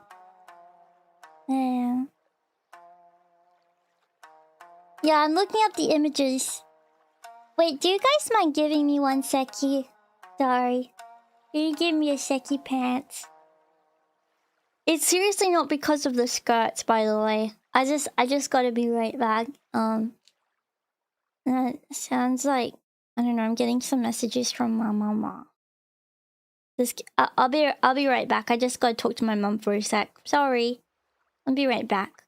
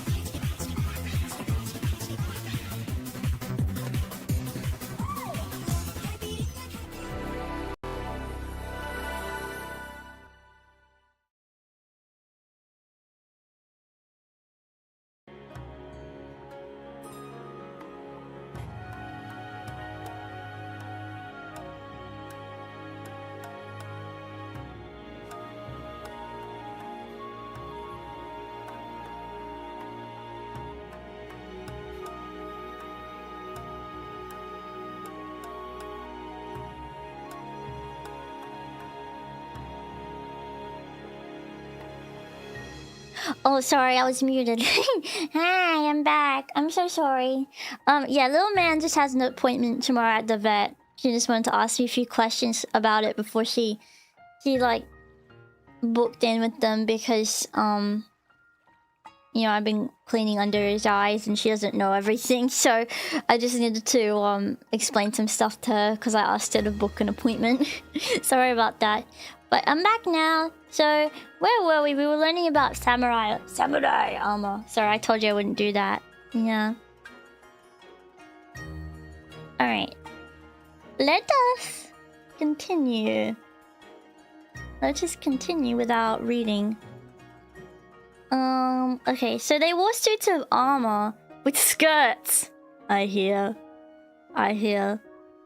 There were suits of armor such as rocks like oyori, which is hung from the shoulders. This type weighed around 30 kilos. What the heck? Why was it so, like, heavy? Was all armor this heavy? That's kind of crazy. The simpler and more flexible haramaki suit had a closer fitting cuirass below the torso and a short skirt. I need to see this skirt, made up of 8 sections. The thighs might be protected by guards or haidate. The lower legs were protected by greaves or sanite, and the hands and forearms by half armor sleeves or kote. Once firearms appeared on the battlefield, a solid plate of armor. Wait, so even with firearms, they still used swords? A solid plate of armor for the chest became popular, and these were often imported or copied from Europe. Curiously, despite all this body protection and perhaps not having yet heard of the Achilles story, samurai did not protect their feet and only wore socks and simple rope sandals. Well, that's silly. Oh yeah, it did take a long time to reload, to be fair.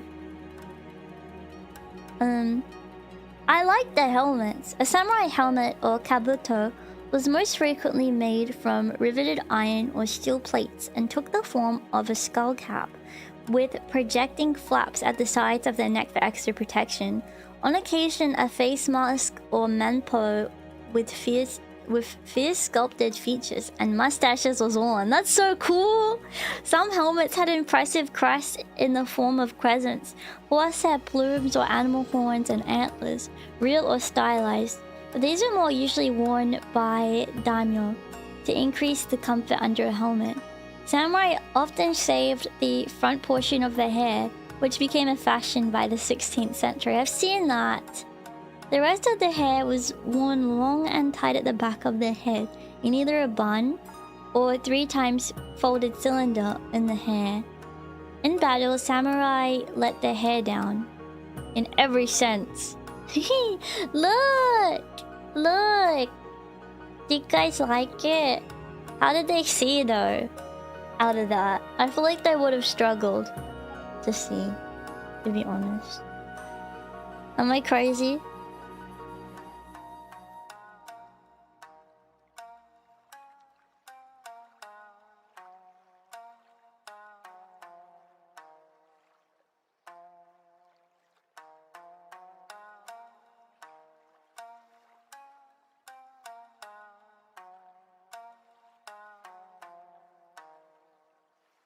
Eh.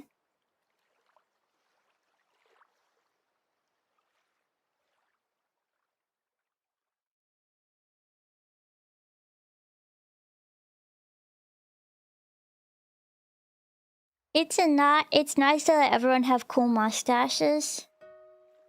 Is it though? I think so. But like, was it just cosmetic? And why is the mouth open? I wonder like how this came to be. You know. That's pretty cool.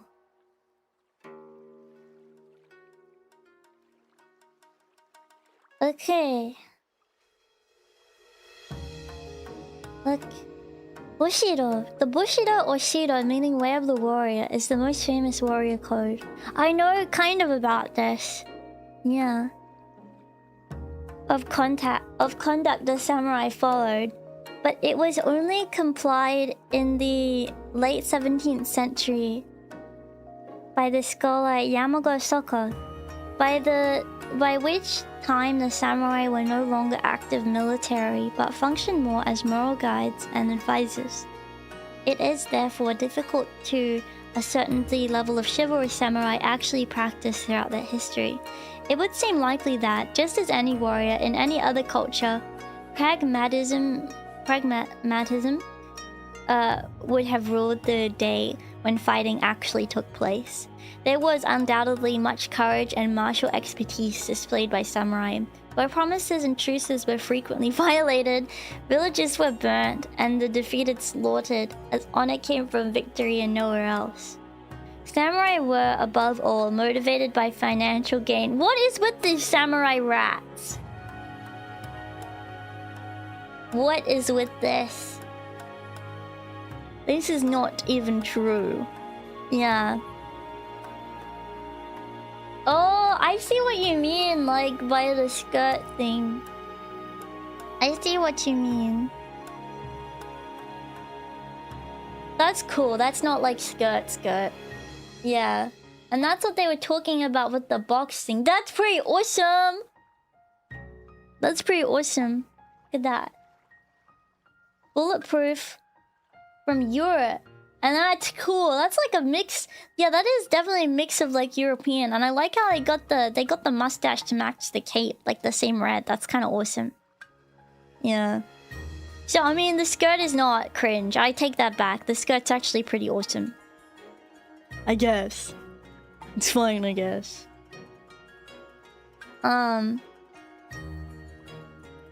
Okay. And advancing their social position.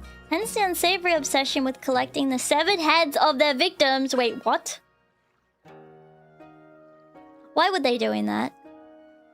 It is true that despite the chivalrous reputation of warriors... Wait, but like, where do they put them? Yeah, I guess that makes sense. They wanted to protect their legs.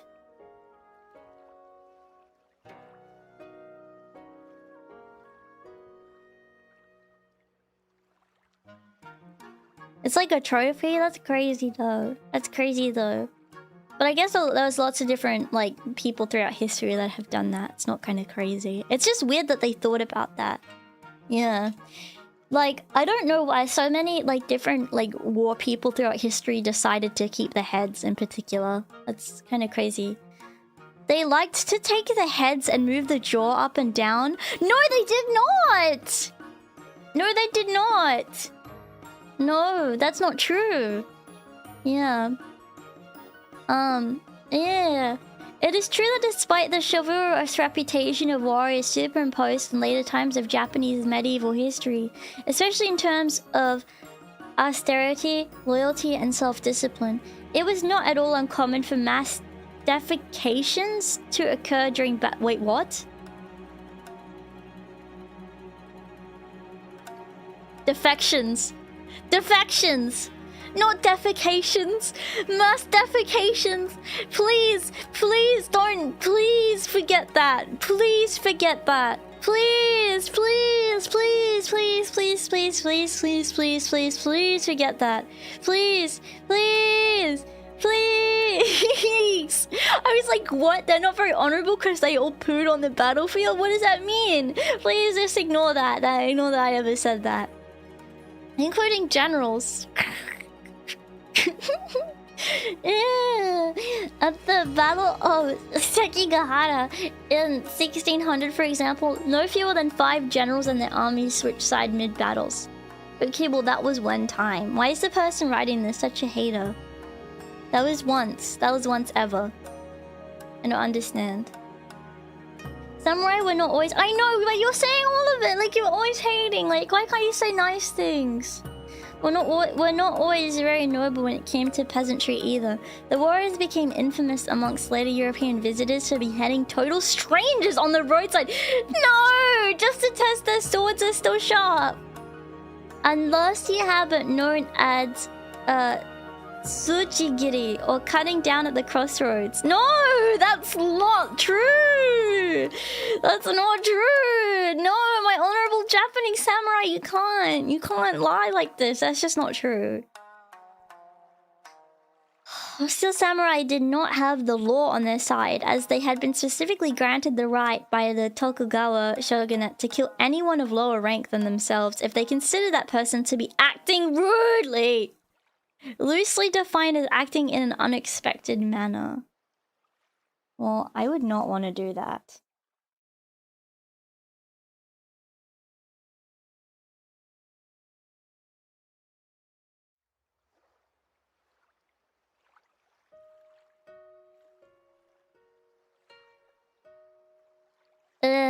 Okay. That's kind of... No, I just don't believe this.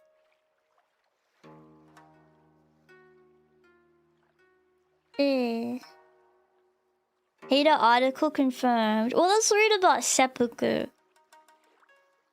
Those in the top echelons of the samurai were expected to fight to the death.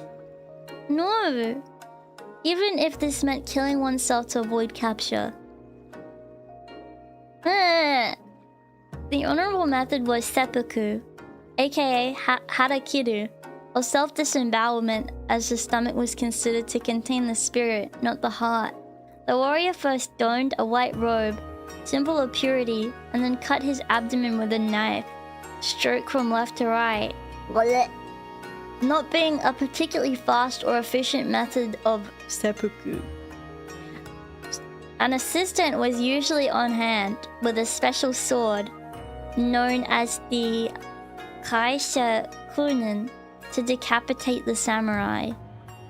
Just as a samurai often committed seppuku when his lord had done so, the followers and retainers of a samurai were similarly expected to seppuku on the loss of their master, in a code of junshi, or death by following.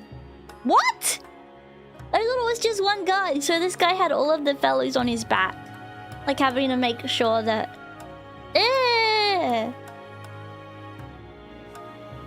No! No! That's just not the truth.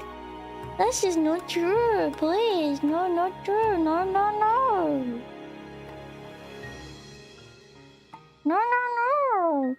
Gives motivation to protect the Lord with your life? I guess so, but in fear? Don't you want to do it because, like, you like him? Yeah. Well, I don't know. I feel like it's cool if, like, the guy's like, oh, I disappointed my master and I'm so dishonorable. I must make it right. Instead of like, okay, like, I'm gonna end it all and you guys end it all too. Because, like, let's all do it. Like, that's kind of, like, not as honorable, in my opinion. I don't know. I don't know. Not to be rude. Many heroes in Japanese mythology are samurais warriors, and none is more famous than the legendary Yoshitsune. Minamoto no Yoshitsune, born Ushi Wakamaru, was the younger brother of the shogun and a successful general in the Genpei War. His legendary status springs from his standing as the epitome of the loyal, honorable, and unflappable warrior. Yes! This is what I like! I want a legendary, honorable fellow. This is what I like. He was taught fencing at youth, rid the countryside of several robbers, and compelled the warrior monk Benkei to become his faithful servant, winning many battles, notably leading a cavalry charge at Ichinotani and leaping a boat bridge at Danoura. He eventually aroused his brother's jealousy, Yoshitsune, consequently fled to northern Japan, only passing the border controls when Benkei beat him in pretense that Yoshitsune was a hapless servant. There was to be no happy end for the hero though, for the shogun eventually found and blockaded Yoshitsune in a castle, which was then burnt to the ground. In some versions of the myth, Yoshitsune escaped to become the Mongol prince Temujin, later to be known as Genghis Khan! Guys, I didn't know it was Genghis Khan. There's no way. The story of Yoshitsune became a staple theme of kabuki and no theater. Guys, there's no way. There's no way. That can't be the truth. That just can't be the truth. Yeah. Benkei was gigantic from what I've read. Like really fat or really tall. Let me know. Yeah. Yeah, it's true. The 47 Ronin. Perhaps the most famous real-life samurai episode of mass seppuku. Oh no. Oh no. An example par excellence and maintaining honor through death is the story of the 47 Ronin, which occurred in January 1703, although commemorated today every December 14th. The Lord Akko, Asano Naganori, was at the castle of the shogun in Edo one day when he was insulted by the shogun's not-so-diplomatic chief of protocol, Kira Yoshinaka. Why'd you do that, Kira? Come on. Naganori foolishly drew his sword, an act which carried a capital offense within the walls of the castle. He drew his sword inside the castle, come on. Like, I know that Kira was, like, not being very nice, but, like, you didn't need to draw your sword. That's ridiculous, okay? Very foolish indeed. An act which carried a capital offense within the walls of the castle, and so he was compelled by the shogun to commit seppuku. But he was, there could be no, like... I wonder if, like, people tried to, like, purposefully, anger the samurai, so they would, like, do something like that, and end up having to commit seppuku. That would be tricky. An act which can be capital events with the walls of the castle. So he needed to commit seppuku now. That's what this was? Hey, he rage baited them.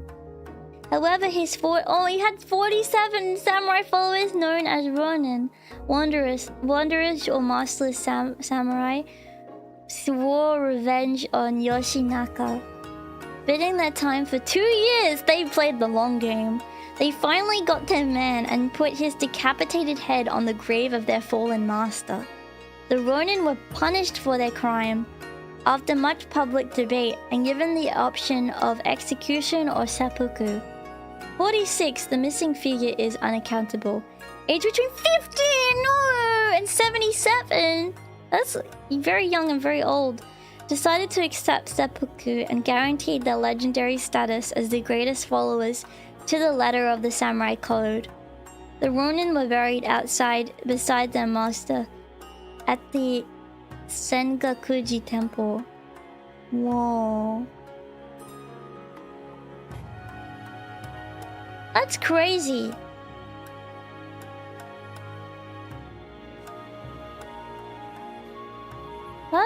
That was like I'm glad that they were so awesome in the end, but yeah, Samurai Clicks was just a film me and girls with swords.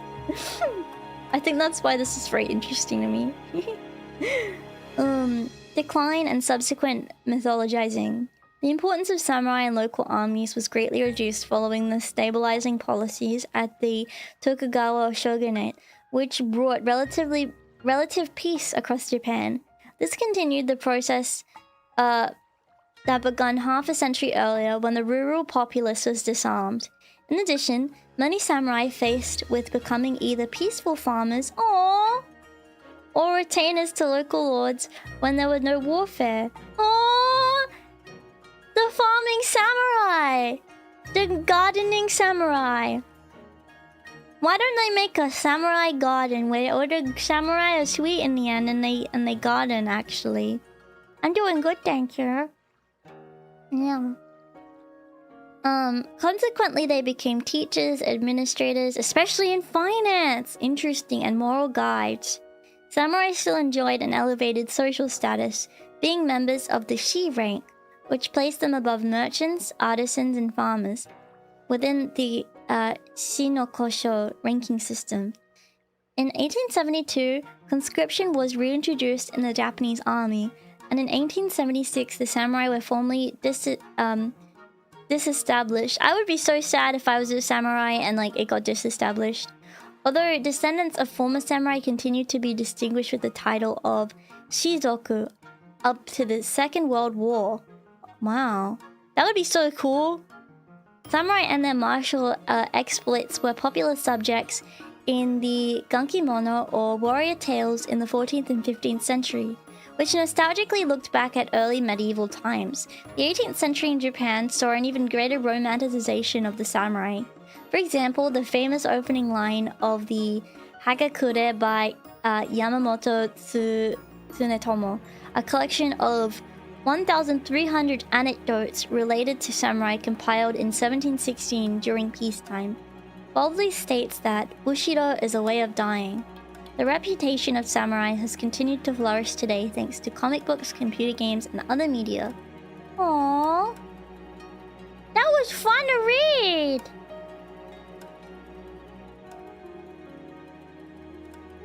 That was fun. I'm sad that it's over now. That was a fun thing to read. That was cool to learn about.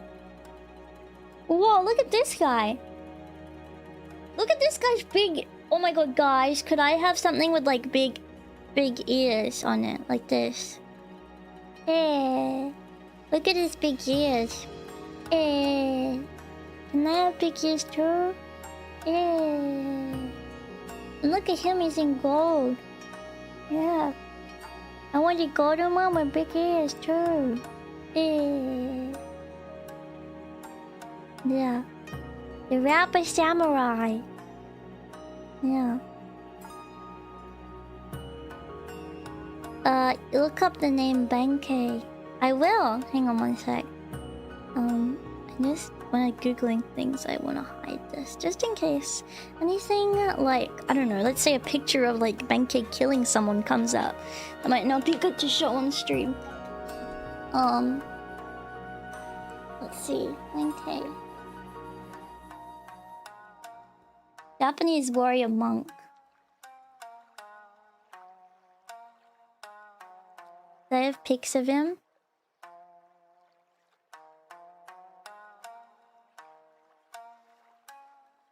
Do they have any pics? Whoa, guys. Hang on. Look at him. Thoughts? What are our thoughts on him? What are our thoughts? I think he looks pretty cool. I like his outfit. He's a legend in his own right. He looked a little upset in that photo, but... yeah. Shifty! He's cool, but he's a little wide after all. Yeah. Alright, Sally Watt does a video that some champy said that I should watch. So let's watch this. And then I also found a documentary that we can watch too. Okay. So this is about the history of Japan. Oh, I know this channel. Hang on, let me just turn this down. Japan is an island by the sea filled with volcanoes and wait. Oh, this one! This guy. Yeah, okay. Okay. Okay, let's have a looky poo. Let me just make myself a little shorter so I don't cover the screen so much. Okay. How's the... I'll make the volume like this and then we can see how this is, okay? So this is called the history of Japan.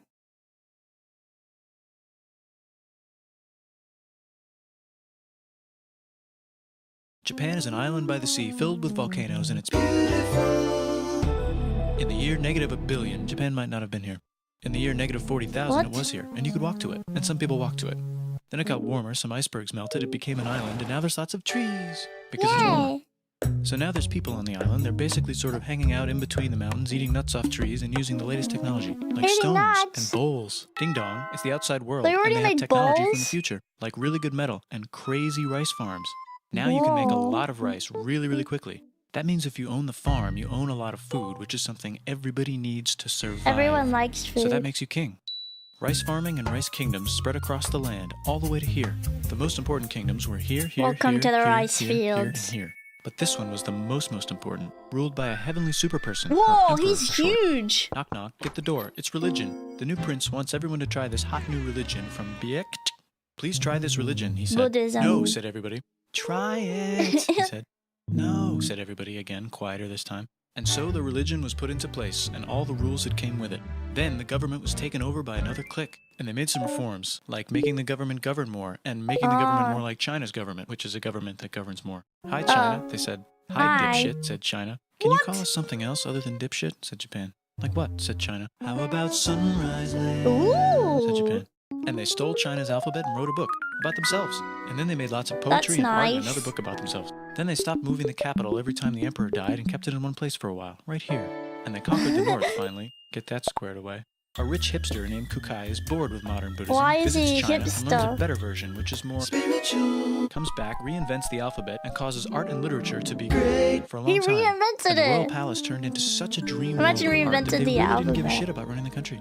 So if you live outside the palace, how are you supposed to protect your shit from criminals? Hire a samurai. Everyone started Oh. hiring samurai. Rich, important people hired samurai. Poor people who could not afford to hire samurai did not hire samurai. Oh. The samurai became organized and powerful, more Broke it powerful than the down. government. So they made their own military government. Here, they let the emperor still be emperor, but the shogun is actually in control. Oh, Breaking it was a news, the trick. Mongols have invaded China, We've invaded China. said the Mongols. Please respect us, or else we might invade you as well. Wait, which Okay, is? said Japan. So the Mongols came over, ready for war, and died in a tornado. But they tried again, and had a nice time fighting with the Japanese, but then died in a tornado. Then the emperor overthrows the shogunate. Then the shogunate overthrows him back and moves to Kyoto and makes a new shogunate. And the emperor can still dress like an emperor if he wants, that's fine. If he wants. Like painting with less colors, collaborative poetry, plays, Oh. monkey fun, tea parties, Monkey gardening, fun? architecture, flowers. It's time for who's going to be the next shogun. Usually it's the shogun's kid, but the shogun doesn't have a kid. So he tries to get his brother to quit being a monk and be the next shogun. He says okay, but then the shogun has a kid. So now who's it going to be? What? Vote now No. on your phones. And everyone voted so hard that the palace caught on fire and burned down. The shogun actually didn't care. Well, He was off somewhere doing poetry. sure. And the whole country broke into pieces. Everyone is fighting with each other for local power, and it's anybody's game. Knock knock, it's Europe. No, they're not here to take over. They just want to sell some shit, like clocks and guns. And Vlogs. Jesus. So that's cool, but everyone's still fighting each other for Let's sell control, now Jesus. with guns. And wouldn't it be nice to control the capital, which right now is puppets, with no one controlling them? This clan is ready to make a run for it, but first they have to trample this smaller clan, which is in the way. Surprise, the smaller clan wins, and the leader of that clan steals the idea of invading the capital and invades the capital. And it goes very well. He's about halfway through conquering Japan when someone Whoa. who works for him kills him, and then someone else who works for him kills them, and that guy What? finishes That's so conquering Japan. mean. And then he confiscated everybody's swords and made some rules. And now I'm going to invade Korea and That's then like hopefully China, British he said, people. and failed, and also died. But before he died, he told these 5 guys to Sorry. take care of his 5-year-old son until he's old enough to be the next ruler of Japan. And the 5 guys said, yeah, right, it's not going to be this kid, it's going to be one of us, because we're grown-ups. What? That's so And it's probably awful. going to be this guy, who happens to be way more rich and powerful than the others. A lot of people support him, but a lot of people support not supporting him. They have a fight, and he wins, and starts a new government, right here. And he still lets the emperor dress like an emperor, and have very nice things. But don't get confused, this is Guys, why did they just like being like, okay, sorry, being like to the emperor like, okay, like we guess like you can pretend like you do anything, like you do things if you'd like that's so funny. the new government, and they are very strict. So strict they closed the country. No one can leave, and no one can come in. Except for the Dutch, if they want to buy and sell shit. But they have Except to do the it right here. Dutch. Now that the entire country was not at war with itself, the population increased a lot. Business increased, schools were built, roads were built, everyone learned to read, books were published, there was poetry, plays, sexy times, puppet shows, and Dutch studies. People started to Everyone study loves European Dutch science from for books some they bought from the reason. Dutch. We're talking geography, skeletons, physics, chemistry, astronomy, and maybe even electricity. Over time, the economic and cultural prosperity began to gradually Electricity? Did you know that in Japan, walking in Tokyo, they walk and it makes electricity in Japan, in Tokyo? Did you know that their footsteps make electricity now? Did you know in Japan that they do that? They walk and it makes electricity? Okay, I'm sorry. slow down. Knock, knock. Uh-oh. It's the United States. No! Huge boats with guns. Nails. Gunboats. Nails. Open the country. Stop having it be closed, said the United States. There was really nothing they could do, so they signed a contract that lets the United States, Britain, and Russia visit Japan anytime they want. Choshu and Satsuma hated this. That sucks, they said. This sucks. And with almost very little outside help, they overthrew the shogunate and somehow made the emperor again and moved him to Edo, which they renamed Eastern Capital. They made a new government, which was a lot more Western. They made a new constitution that was pretty Western, and a military that was pretty Western. And do you know what else is Western? That's right, it's conquering stuff. So what can we conquer? Korea. They conquer Korea, taking it from its previous owner, China, and then go a little bit further. And Russia rushes in out of nowhere and says, "Stop, no, you can't take that. We were going to build a railroad through here to try to get some warm water." And Russia builds their railroad, supervised by a shit ton of soldiers. And then when the railroad was done, they downgraded it to a fuck ton. Did I say downgrade? I meant upgrade. And Japan says, "Can you maybe chill?" And Russia says, "How about maybe you chill?" Japan is kind of scared of Russia. You'll never guess who's also kind of scared of Russia. Great Britain. So Japan and Great Britain make an alliance together so they can be a little less scared of Russia. Okay. Feeling confident, Japan goes to war against Russia, just for a moment, and then they both get tired and stop. Just for a moment. It's time for a moment. The world is about to have a war, because it's the 1900s and weapons are getting crazy, and all these empires are excited to try them out on each other. Meanwhile, Japan has been enjoying conquering stuff and wants more. And the next thing on their list is this part of China and lots of tiny islands. All that stuff belongs to Germany, which just had war declared on it by Britain because Britain was friends with Belgium, which was being trespassed by Germany in order to get to France to kick France's ass because France is friends with Russia, who was getting ready to kick Austria's ass because Austria was getting ready to kick Serbia's ass because someone from Serbia shot the leader of Austria's ass. Or actually shot him in the head. Isn't that like isn't that like the only reason why the world? Because this is what I learned in school, that the reason why the World War like started was because like of Serbia and Austria's beef, that's why it happened. Because they're like, nah, you can't shoot him, and then everyone was like, yeah, you can't. Like, on one side, you were like, yeah, you can't shoot him. And then on the other side, they were like, yeah, you can't shoot him. And then they're like, yeah. Imagine it all being your fault. Yeah. That's what set it off. Yeah. You know what that means. Duh, Japan should take the islands. Which they wanted to do anyway, so they called Britain on the telly to sort of let them know. The telly? And then they did it. And they also helped Britain a little here and there with some errands and stuff. Now the war is over, and congratulations, Japan, you technically fought in the war, which means you get to sit at the negotiating table with the big dudes, where they decided who owns what. And yes, Japan gets to keep all that shit they stole from Germany. You also get to join the post-war mega alliance, the League of Nations, whose mission statement is to try not to take over the world. The Great Depression is bad, and Japan's economy is now crappy, but the military is doing just fine, and it invades Manchuria. And the League of Nations is like, no, don't do that. If you're in the League of Nations, you're not supposed to take over the world. And Japan said, how about I do anyway? No, Japan! And Japan invaded more and more and more and more of China, and was planning to invade the entire East. You've got mail. It's from Germany, the new leader of Germany. He has a cool mustache, and he's trying to take over the world and needs friends. This also got forwarded to Italy. They all decided to be friends because they had so much in common. It's time for World War II. Germany is invading the neighbors. Then they invade the neighbors' neighbors. Then the neighbors' neighbors' neighbors, who happened to be Britain, said, holy shit. Guys, let's all the United relax. States started helping Britain because they are good friends, and started not helping Japan because they're friends and our friends are not friends. Plus they're planning on invading the entire ocean. The United States is also working on a large, very huge bomb, bigger than any other bomb ever, just in case. But they still haven't joined the war. War looks bad on TV, and the United States is really starting to care about their image. But I don't want to spoil anything. I don't want to spoil what happens, but it's not good. They say good. yes, and then Germany, as a symbol of friendship, declares war on the United States also. It's a symbol of friendship. So the United States goes to war in Europe, and they help the gang chase Germany back into Germany, and they also start chasing Japan back into Japan. And they haven't used the bomb yet, and are curious to see if it works. No! So they drop it on Japan. No! They actually dropped 2.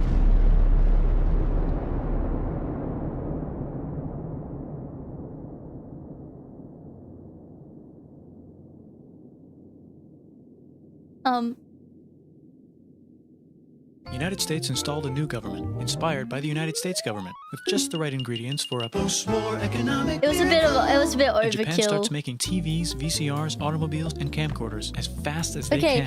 And at this point, okay, I don't want to be rude, but at this point, it's like, guys, we're nice, guys. Please don't do it again. Like, we're nice guys. Don't hurt us again, please. We look at all our cars and anime. Else, they get rich and the economy goes wild, and then the miracle wears off. But everything's still pretty cool, I guess. Yay! Thank you for borrowing. Yeah. Where are the samurai? Yeah, I wanna see one on samurai. I wouldn't know more about samurai. I thought they were bluffing. No. Yeah, seriously, why do they have such good PR? They really recovered after that really well. I hear Korea's still pissed though. They're still pissed. They're not gonna forget. Korea's mad. Always. I think also China's a little mad. Like, they've kind of forgiven them, but they're also kind of petty about it. Like, from what I know, they're a little mad still. They're like, oh, they had a redemption arc. Like, come on.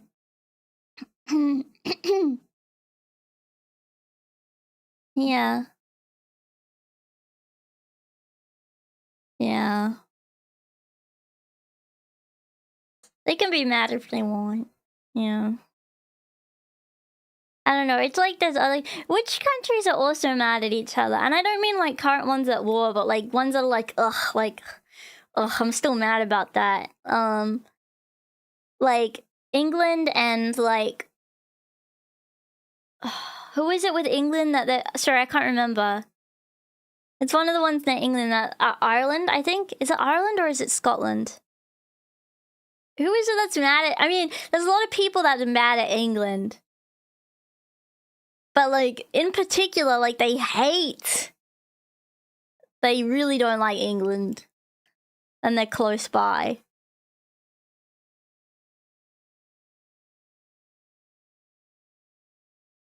Oh, yeah, India and Pakistan don't like each other.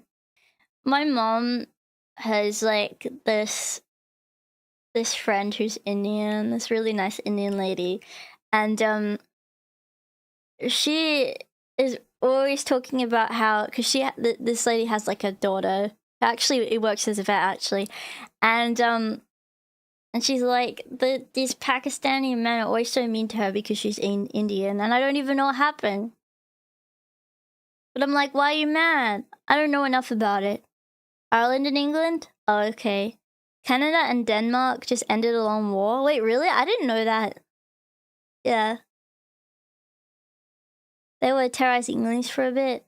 I'm not up on South American history or relations much, but I get the vibe that no one down there likes Argentina. Wait, really? Why? Doesn't everyone hate Denmark? Wait, I thought Denmark was cool. Wait, I don't hate any country. Cause like, I don't know, like in Australia, I feel like no one's like no country, or isn't like Sweden and Finland, don't they not like each other? No, Denmark and Sweden and Denmark, isn't that right? They like not actually, but they like have like, I really don't like each other, which is a little silly. Yeah, it's a Scandinavian meme hate on Denmark. Oh, okay.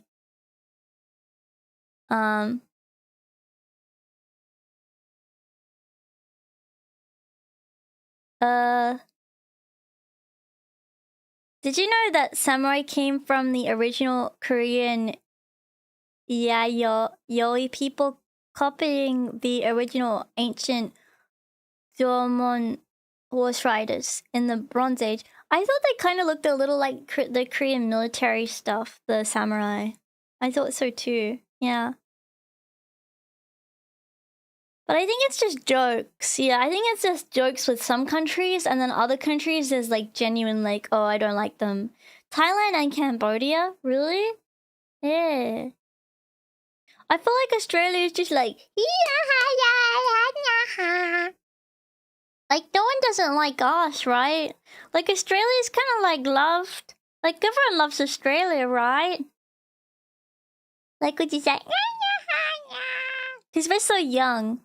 It's kind of like when there's, like, a new celebrity.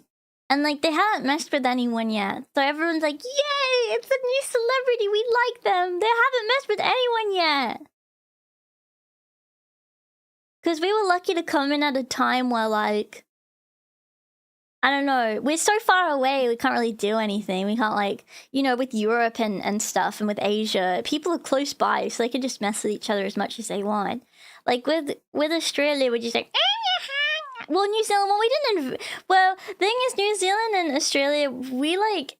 No, listen. No, the New Zealand stuff's, like, jokes. Like, we don't actually dislike each other. No, I don't know. I told you the reason why I don't I didn't like New Zealand is because of this one kid. I told you, this kid in my class at school, this boy. His name was Thomas. I'll never forget. Sorry. Stupid Thomas. He's always coughing and he was from New Zealand. He's always coughing. Stop coughing, Thomas. Stop coughing. You're irritating me. And he was from New Zealand. And I didn't like him. I'm so sorry! Oh no! I'm so sorry! No! I'm so sorry! I'm so sorry. No, I'm sorry anyone named Thomas. I don't dislike the name, actually. I quite like Thomas the Tank Engine. But I'm really sorry. Hey Kiki, how's your copper wire internet infrastructure going? LOL. That's too far. You've taken it too far now. You've gone too far now. I'm still waiting, by the way. I'm still waiting for it. Yeah. But yeah, I feel like a lot of countries have like a lot of some of them have friendly like banter against them, and then others like they really just don't like each other. But I think I don't really understand it, like, because being in Australia, I don't think anyone dislikes us. Like, some people might be like, ugh, Australian, like, their Australian accent's annoying. But no one's like, oh, I hate Australia. Because we haven't done anything wrong. We never did a thing. Like, you can't say Australia ever did a thing. Like, you can't say they ever did a thing wrong. We never did anything.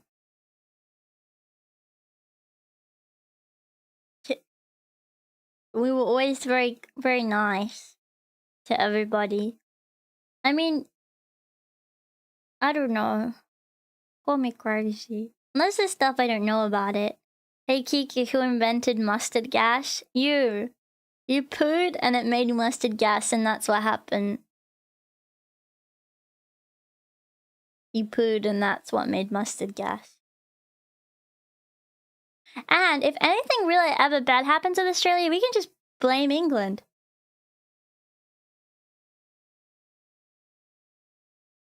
We can just blame them instead. It's always their fault. Okay. Yeah. You weren't nice to the emus. They heard us first. They did it first. They heard us first. Yeah. Well, without Australia, you guys wouldn't even be able to talk right now because we invented Wi-Fi. Oh, but you guys have the worst Wi-Fi of all. Well, how about you suck an egg? Canada and Denmark claimed an island and for 40 years fought each other by changing the flag on the island and leaving alcohol behind. What? Now, what? Now it's so Canada now has a land border with Europe. That's crazy. That's crazy. I didn't know that. That's funny. Yeah. Yeah, Australia, we're too busy fighting our own nature. We don't need to worry about it. I don't know much about the Australian military or anything though. I don't know. We don't have the same like stuff about joining the military as I've seen in the US. Like there was no one at my school that was like, "Oh, I'm going to join the military." Like or anything like that. Like I can't remember anyone showing any interest in that or anything like, and there wasn't anything about it. I guess like there was always ads about joining, but like it was always like one ad and it wasn't like, oh, protect your country. It's like you can go into the military and like learn things. That's more so like what they marketed as. Yeah.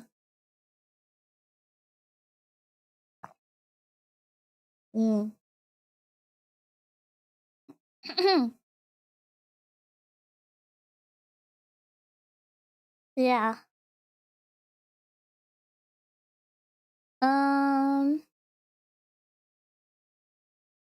Well, there's a documentary I saw that was about samurai. This is one that I found.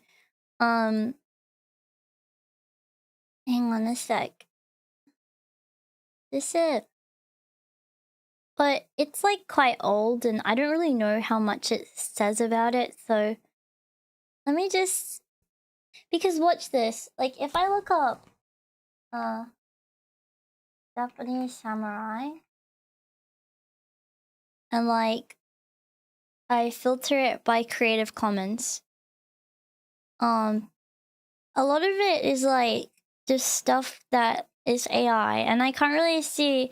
I guess we could sort by oldest. No, this week, this month, this year. I don't think you can sort it by that.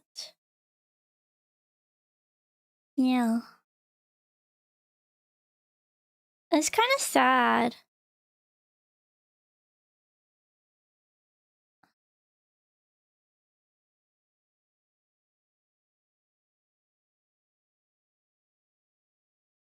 Search on Google and look in the video tab. Oh, okay.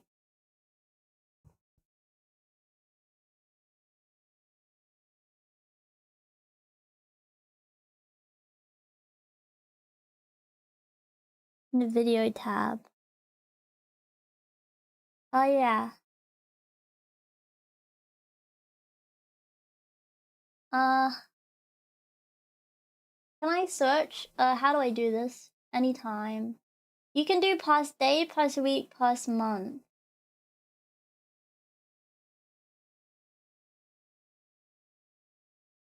How do I say, like, a few years ago?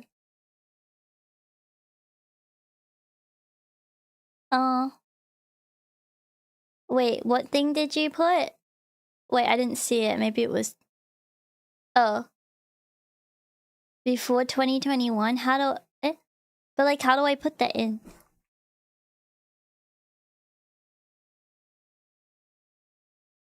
Like, do I just put it in the tab? Because it...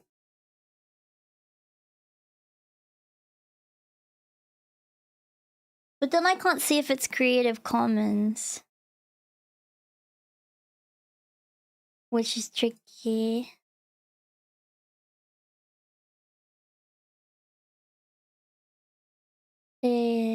Oh, this works.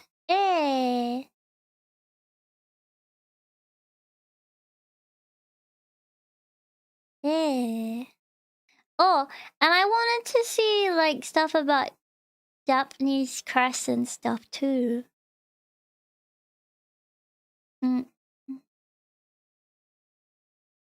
What, slicing human opponent? What the heck?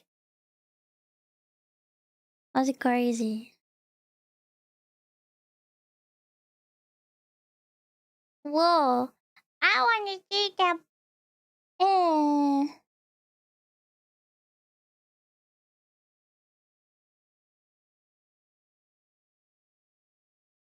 The trick.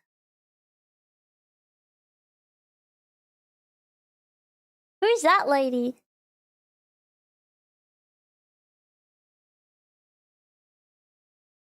In this troubling rabba time.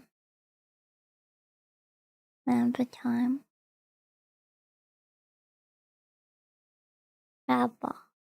Hey, this is what I saw. Japanese history of ancient and modern empire, but I don't know, let's see. It's like a 2-hour long thing.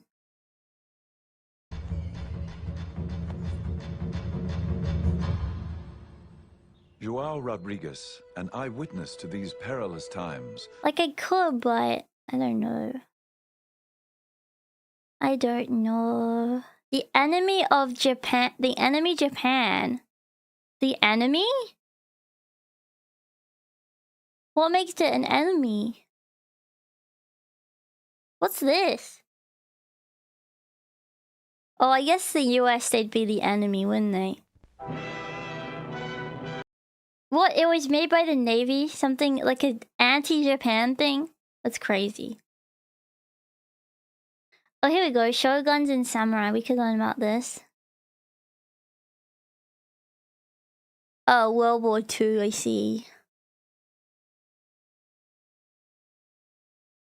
I didn't know, sorry. Heat washing poison gas history. No, why the rapper though? Why the rapper?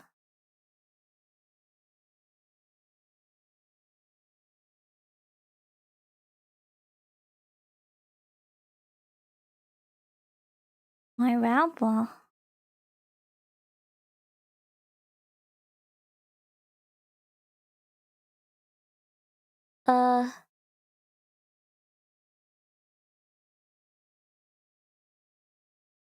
Have you guys seen anything? Inside the hornet nest. Did you see that? I didn't know there were samurai hornets. Wait, what? Why going 731? What that do with anything? Wait, maybe there's a channel that allows this stuff? Like allows you to watch it, maybe? Let me see.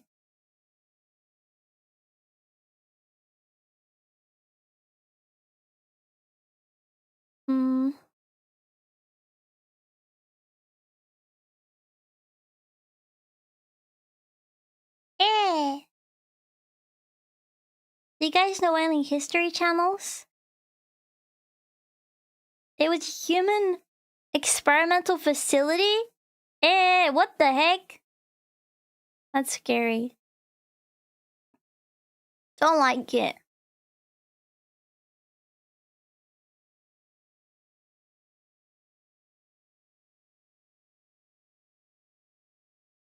Maybe I can look for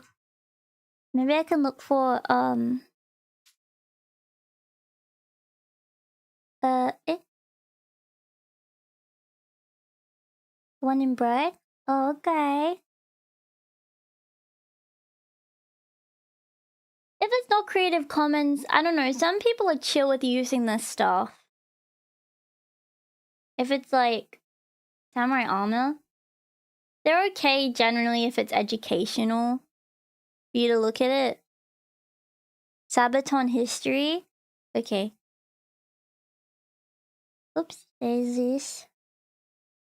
Sorry I'm like weird about this. I try to be as careful as I can.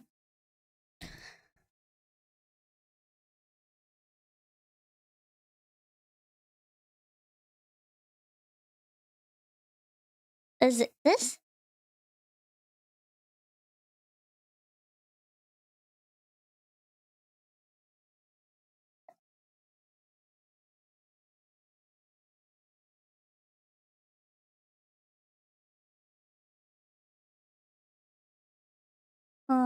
This one is about armor. We can watch the one about armor. One sec, okay?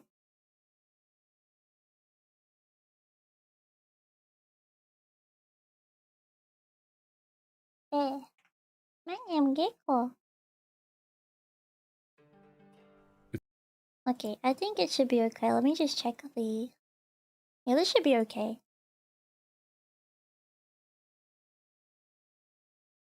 Head taking! Okay, sorry. It's been a while since I've made an extra samurai history video, so I thought I would come back and touch on another topic I haven't really highlighted too much of yet. That being samurai armor. Abba! In this video, we are going to take a dive into the evolution of Japanese armor. Also, to the person that made this video, if you see this, I'm trying to do it for educational stuff, but if you have an issue with it, please let me know and I can remove this part of the stream, okay? Just please let me know. I have no issue removing this part of the stream if it bothers you. But it's just because I'm genuinely interested in this kind of history, so I hope that it's okay. But yeah, this is someone called the Shogun if you guys want to watch it for yourselves. While also taking a look at each component while discussing its purpose. And at the end, because it also coincides with armor, I will try to answer the age-old question of why don't we ever see samurai using shields. They don't? So, let's get started. Oh. The earliest examples of armor in That's Japan really nice. obviously come from the mainland, as we can see many similarities between Japanese armor and armor from China and Korea. The first real example of metal armor I wonder if they saw them fighting and were like, century. Yeah, it is called let's tanko. Copy this. Tanko was made up of iron plating tied together by leather cords.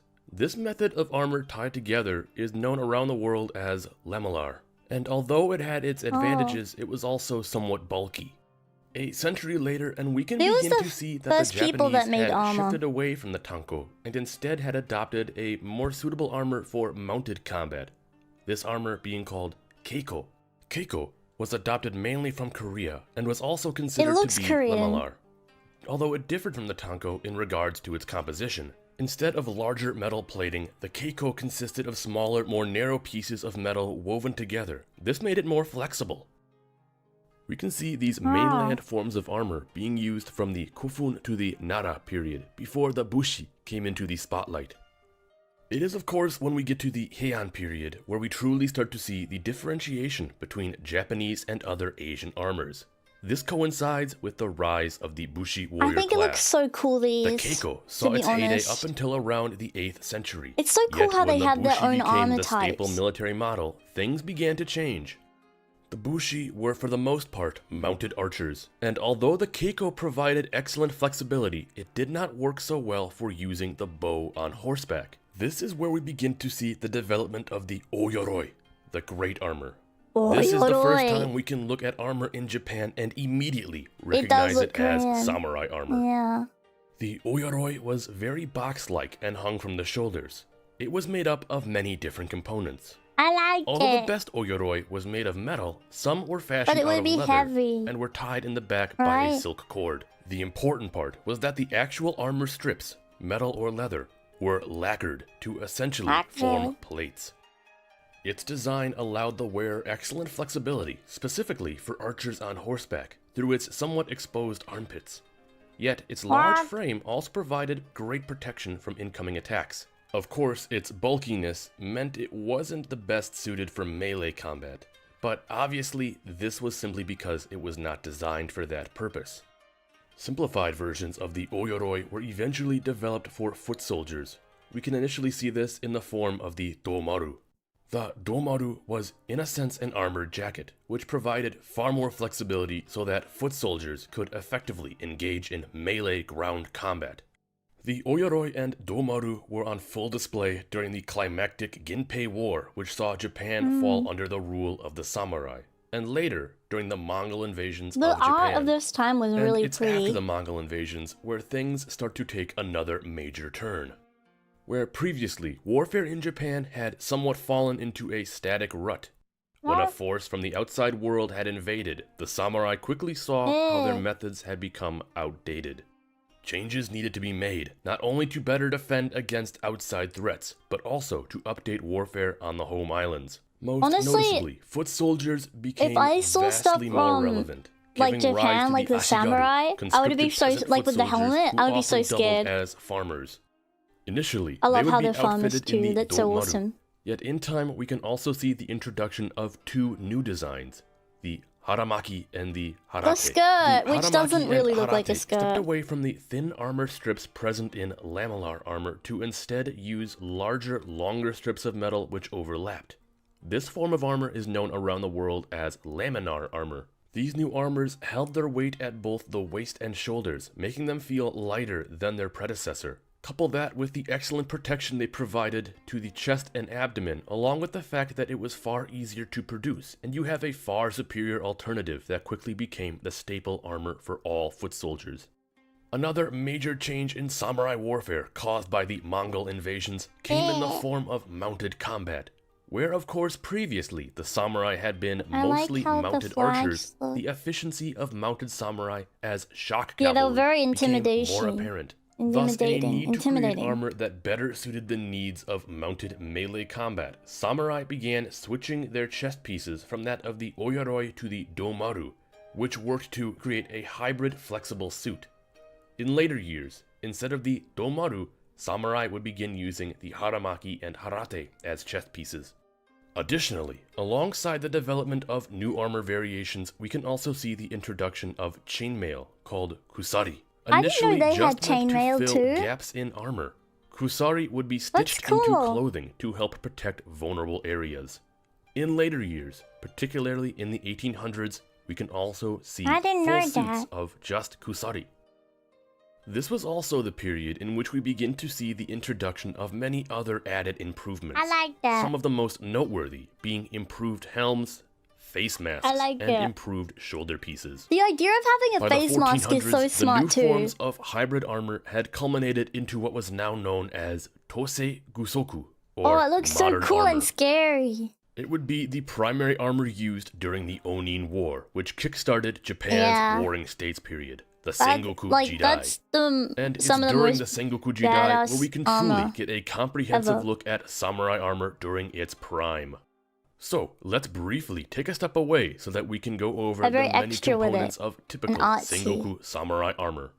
The core of any suit of armor is of course going to be the chest piece, which is called in it is the one piece that has underwent the most changes throughout the history of the samurai. The kabuto is the helmet. It too has many different styles and variations, offering protection for the skull and neck. Additionally, it's where the famous samurai ornamentation sits, signifying status, fame, or personality. Some famous examples of ornamentation can be seen in the crescent used by Date Masamune, the antlers used by Honda Tadakatsu, and the sunburst used by Toyotomi Hideyoshi. I love those. The hoate is the face mask. It usually contains a removable nose piece and generally contains whiskers or a fearsome demon-like appearance. The sode are shoulder plates, demon-like, fastened by hooks. I guess and it kind of does look a little demon-like. The kote are the sleeves, important pieces of protection for the arms, and usually covered in chainmail or other protective materials. Yeah, I could have a rabbit ear helmet too. Are the gloves, usually fashioned from tanned leather. The ua obi are the belt and sash, the important pieces for holding swords. The haidate are thigh guards, taking an almost apron-like appearance, containing pieces of woven metal or leather for protection. And the tsuneyate are the shin guards, made of vertical plates with leather included on the inner side where the guard comes in contact to a stirrup, if on horseback. There is also a formulaic method to equipping samurai armor, as one must do it correctly to be properly protected. First, the proper underrobing must be donned.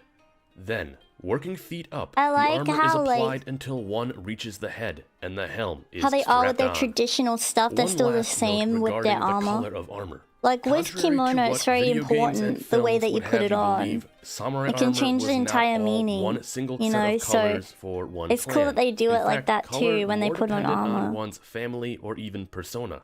A fine example of this was Naomasa, who tended to wear red armor. This was in conjunction to his elite I know, it's cool without the guns. I don't know. Am I cringe for saying that? They all wore red while fighting under like I like guns, Ieyasu, but whose own family colors I don't know. were Swords red, are awesome. Like I don't know. Am I stupid? Prior to him becoming shogun. But getting back to history, I think it's kind of cool and hardcore that they use swords when people had guns. And bow and arrows and stuff. However, another major alteration was to occur after the introduction of Western firearms into Japan in 1543. Needing to strengthen armor to be resilient to musket fire, new armor constructed from heavier iron and steel plating began to emerge. This new armor was to be known as Tameshi Kusoku, which can be roughly translated to bullet-tested. In addition, blacksmiths also began to take designs of armor in the West, changing the design of chest pieces yet again. New chest pieces would shift away from being combined plates to instead becoming one strong single plate. The Japanese also took Western designs for helmets and began shaping them into Japanese styles as well.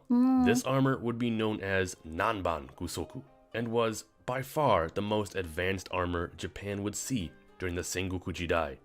Once the Sengoku Jidai came to a close and Japan was reunified, the evolution and development of armor faded out. Instead, new designs focused on adapted protection, armor worn under or in conjunction with usual samurai garb.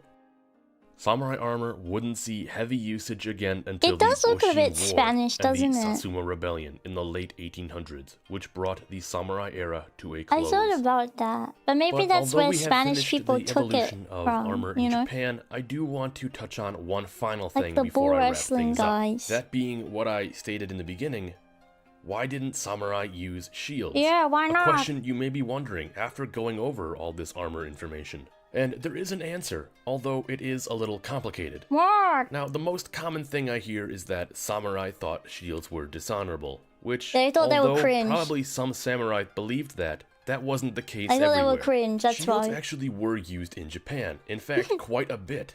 Japanese warriors had used shields long before the samurai even came into being. Yet, when the samurai took over, things took a bit of a turn. Shields are not cringe.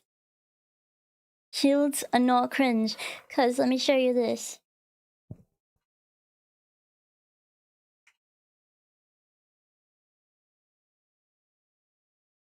This is... Hang on.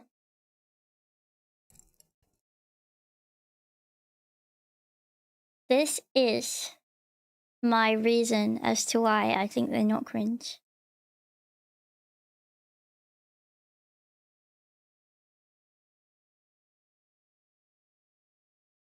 Hello, like, look! That's so smart! Look at this! Come on.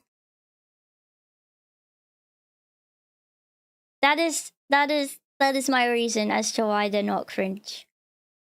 Look how cool! Look how cool they are! Look how cool they look! The shield, the great humble shield wall, the humble Roman shield wall, a humble Roman turtle. Yeah, and that's the truth. The early samurai were mounted archers, which meant shields really couldn't be used on horseback. Yeah, that would hurt the horse. The closest thing we get is the shoulder armor of the Oyoroi, which in some cases they have could shoulder provide shields, shield-like essentially, thanks to its large square shape. However, we primarily see shields used for protecting foot soldiers as almost stationary defensive barriers. These were called tate. For instance, erecting them in a line provided cover for archers. In some cases, they also had handles on the inside so that soldiers could move them when advancing. These were called teidate. However, as time went on, most weaponry in Japan generally required two hands, so teidate never fully evolved beyond the point of stationary devices. Thank you they for truly following. fell out of favor when matchlock firearms began to take over, as musket balls easily blew through the wooden shields. This would prompt the construction of larger defensive structures, which would better absorb musket volleys. There were some metal Taidate and chainmail Taidate created, yet the Sengoku Jidai ended before shield technology took any major leaps. We can see that during the Edo period, craftsmen did play around with the idea of furthering the design of Taidate as hand shields, but nothing massive would come of it. So while yes, shields can be seen used in feudal Japan, they never took the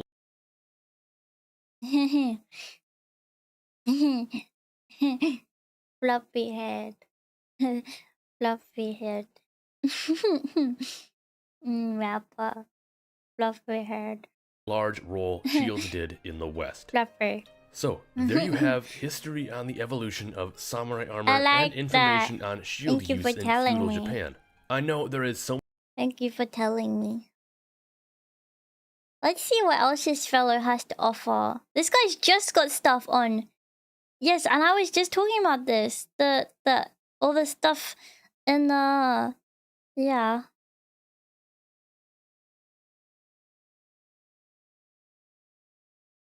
Yeah, Champions do that too. Look, Champ even do the turtle too. Yeah, look, they did it too.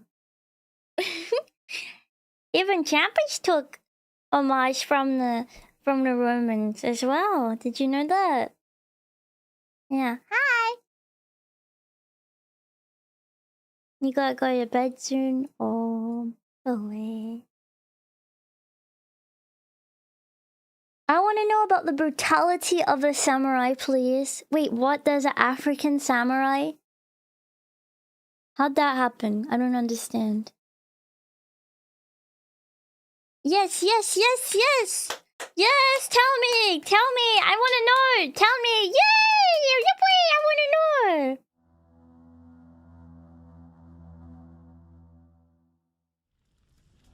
On the 12th day of the 9th month, Nobunaga invested Mount Hiei. Surging round in swarms, his troops in a flash set fire to a multitude of holy Buddhas, sacred shrines, let me know how the volume is, guys. And sutra scrolls. How miserable it was to see it all reduced to ashes and scorched earth. At the foot of the mountain, men and women, young and old, ran about panic-stricken. I want to clarify. I don't think that death and war is good, by the way. I just want to know all the stuff that happened. I just want to know everything, and I'm interested to learn about more particular things like this. Okay, that's just to make it clear. I'm not like, yay, people died. Just to make it very clear. It's tragic. In feverish haste, barefooted, they all fled up Mount Hachijoji, seeking refuge in the shrines there.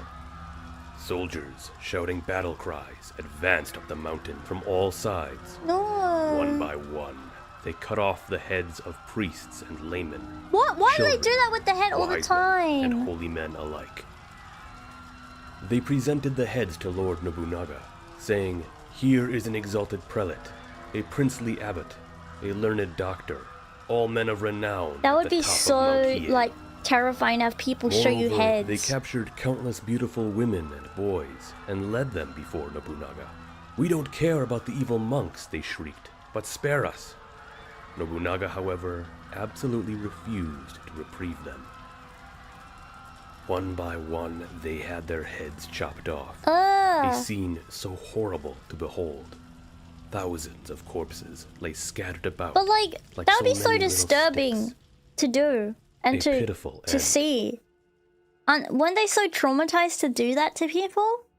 Because I'm sure like the majority of them don't want to cut people's heads off. An awful misconception that all samurai were duty-bound warriors. They would get rewarded on how many heads they collect? No. Courageous figures who all live by a code akin to the idea of chivalry, who stood to defend the weak and tear down injustice, who had unparalleled discipline and used their great mastery of the arts and martial prowess for good and honorable purposes. This is all wrong. No. The samurai were brutal. No, why are they always Beneath saying the that? veil that is the flowery imagery and popular ideas of pre-modern Japan lies the oppressive ruling warrior elite who dominated the country for centuries. No. I've touched on elements of this quite a bit in the past. They were very through other nice. history videos Stop. that And they were delved farmers, into the and they myth were of the really fake lovely idea and that was honorable. Bushido, and even how the samurai viewed things like loyalty.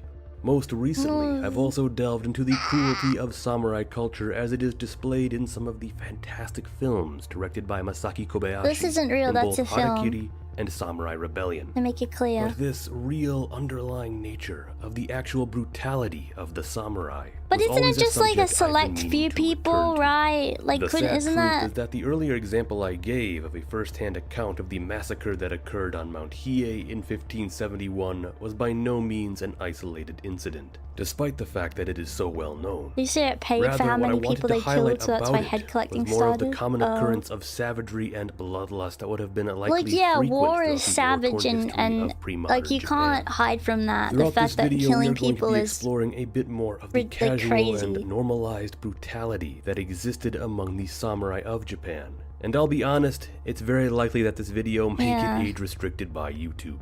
In fact, the original script for this video was initially much longer and had plenty of more grisly and gruesome details. However, at a certain point, I do feel it starts to get a bit gratuitous. So I've actually gone back through and dialed things back just a bit. Don't worry, I'm not going to be trying to hide or gloss over anything. Yeah, it's hard because you want to talk about all the things that happened, the real but, point of this video you know. is not to overindulge into the blood and guts of it, but instead to focus more on the underlying ugly reality that it symbolized. To identify and remember that the culture of the samurai was at times one that was very brutal, cruel, and unjust in ways that many pop culture portrayals of samurai like, they were, often try like, to just people that skip killed over. people, to be Yet, fair. on a wider note, it needs to be said that this video is being done in collaboration with many other history-focused YouTube channels, such as Brandon F., The Welsh Viking, Chris the Redcoat, and so many more, as we look to cover a wide range of misconceptions throughout various parts of history. You can find a link below to the wider playlist in which all the videos in the collaboration can be found. There is a ton of great info to go through to help you expand your knowledge and come to find out more about so many misunderstood aspects The way of that history. society, like, But was with that forming said, was let's still dive in back its in and infancy, unravel a bit really. more Like, they behind didn't the know what ugly they were nature doing, of really. samurai brutality. They're trying to figure notion out the of best way to day-to-day do cruelty things. that the I samurai don't think it's good to engaged in kill them goes evil, though, directly or counter to the anything. widely romanticized pop culture image of the Japanese warrior class being Like, this one guy, centered around stoicism and His whole channel is about samurai, so, like, he clearly likes them. I guess he's just trying to show the other side of it. Just want to make it clear. This isn't like a random hater of the samurai. He clearly really likes them. I think he's just like, you know, I think it's important to talk about, like, some of the crazy moments, too. holding honorable virtues. But just like how Bushido is in Look at this reality a Shaguma. modern concept It's that like the a samurai big never fuzzy really hat. adhered to, the idea that the samurai were above acts of savagery is also a modern myth. The samurai were products of their time, belonging to an ugly and I violent wish you had a age. hat like The same that. can be said for probably almost every other warrior culture that existed throughout history. For example, we all like to think of the heroic image of the chivalrous knight, when in reality, they too were guilty of acts of brutality. I feel like knights are common to the time. awesome. Knights are so But awesome. this video is just about the You samurai guys are like and how little their knights. culture, which has Is been that so stupid to say? idealized over the You years, can't be was like my unfortunately knight. also one Or that is that was filled with stupid? I examples hate that of it's been seen as a warriors cringe engaging thing in now, truly because I love horrific it. acts of I love it. slaughter, pillaging, rape, and Sorry. torture. I love knights. Of course, one very big disclaimer that needs to be mentioned is that obviously not every samurai across time was guilty of these actions. Maybe we can talk Yet about still, the good we have enough things. Maybe we examples can to just go off that really do paint a gruesome maybe we can just see like the I think now they have better stuff. Okay. Let's pop to here. done. What I want to do first is start out by discussing some of the uglier aspects of samurai warfare, particularly when it comes to battlefield behaviors and the aftermath. Yeah. One of the most common samurai misconceptions out there is that of the honorable fighter. Well, This some of goes them back are, but of centuries course and not all of includes them are. examples like samurai calling each other out by name on the battlefield before engaging in a heated duel. Sadly, very little of this appears to be true. There would be very little opportunity within the context of a battle to have a formal one-on-one. Not saying it never happened, but it would be very difficult to do so, or to a larger extent make it very difficult to try to show any other form of honorable intent while trying to survive. There are ideas of forms of appropriate battlefield etiquette that appeared at times, but in reality, most samurai probably just wanted two things out of battle, with obviously the first thing being victory, but the second thing being still very important, recognition. And this is where the extremely significant concept of head-taking comes into play. That's crazy, the head-taking stuff. Taking and displaying defeated enemy heads is not something that is at all unique to pre-modern Japan. No, which is crazy that's not unique. Why do people do this? Why as humans do we want to take people's heads? I actually made a whole video about this topic a long time ago, if you want to learn more specifically about it. Why did so many cultures do this? Is that on the battlefield, samurai were ruthless head-takers. Cutting off the heads of defeated enemies was the way in which warriors, eventually both samurai and ashigaru, could display proof of their service to their lord during an official after-battle I guess yes, as proof, and the more significant the why a head could be a finger, or the greater amount that are presented, the greater the reward. Well, I guess heads are unique. This meant that samurai that's what you guys were talking about, the greater the reward, so there was that incentive. Deadly accomplishments, but also rewards which could include that of wealth, prized items or weaponry, titles, and even land. Yet, head-taking could at times be a time-consuming process, and on the battlefield, hey, if you think about it, like, in video games, that's kind of what you do. Like, the more things you kill, the more money you get, and then you can get better items with it. That's kind of what the samurai were doing. My life is like a video game, trying hard to take the stage. Trying hard to be a stage. Oh, I'm still collecting coins. Just think about it. Also, yeah, I didn't think about it, how like awful it would be to have to do the process of taking heads. That would take a long time. What if someone stole someone else's head from a guy they killed? What if someone was like the head stealing bandit and they get that guy's bag of heads and like bring it into their master? That would be really awful. It was in situations like these that instead of taking an entire head, bodies could be carved up for other, easier-to-carry trophies, like noses or ears. This wasn't ideal because one couldn't really say who it belonged to, but it was a way in which a samurai could prove how many enemies they had slain. However, what gets more fascinating is that there are a lot of actions connected to this that might today get thought of as more dishonorable. For example, in a lot of cases, cutting off the head of an enemy was probably not something always done on an individual basis after the enemy had already been defeated. Rather, in many instances, one might just be unfortunate enough to be grabbed by multiple individuals and held down while another hacked off the head. In fact, I'd argue that this might be the way it occurred the most, being that a warrior would likely try to claim a head as quickly as possible, lest they lose it among the scores of other corpses littering the battlefield, or get stolen by another warrior. Groups of warriors might have even tried to work together to claim as many heads as they could. Sorry guys, this is quite graphic. This then opens the door to also discussing other shady head-taking practices, like taking a lower-ranking soldier. There's too much for me. I'm just rabba. I don't know about this. I thought they wouldn't be so graphic, but saying it like that kind of just makes me realize how barbaric that is, you know? Yeah, let's see if there's a nicer video.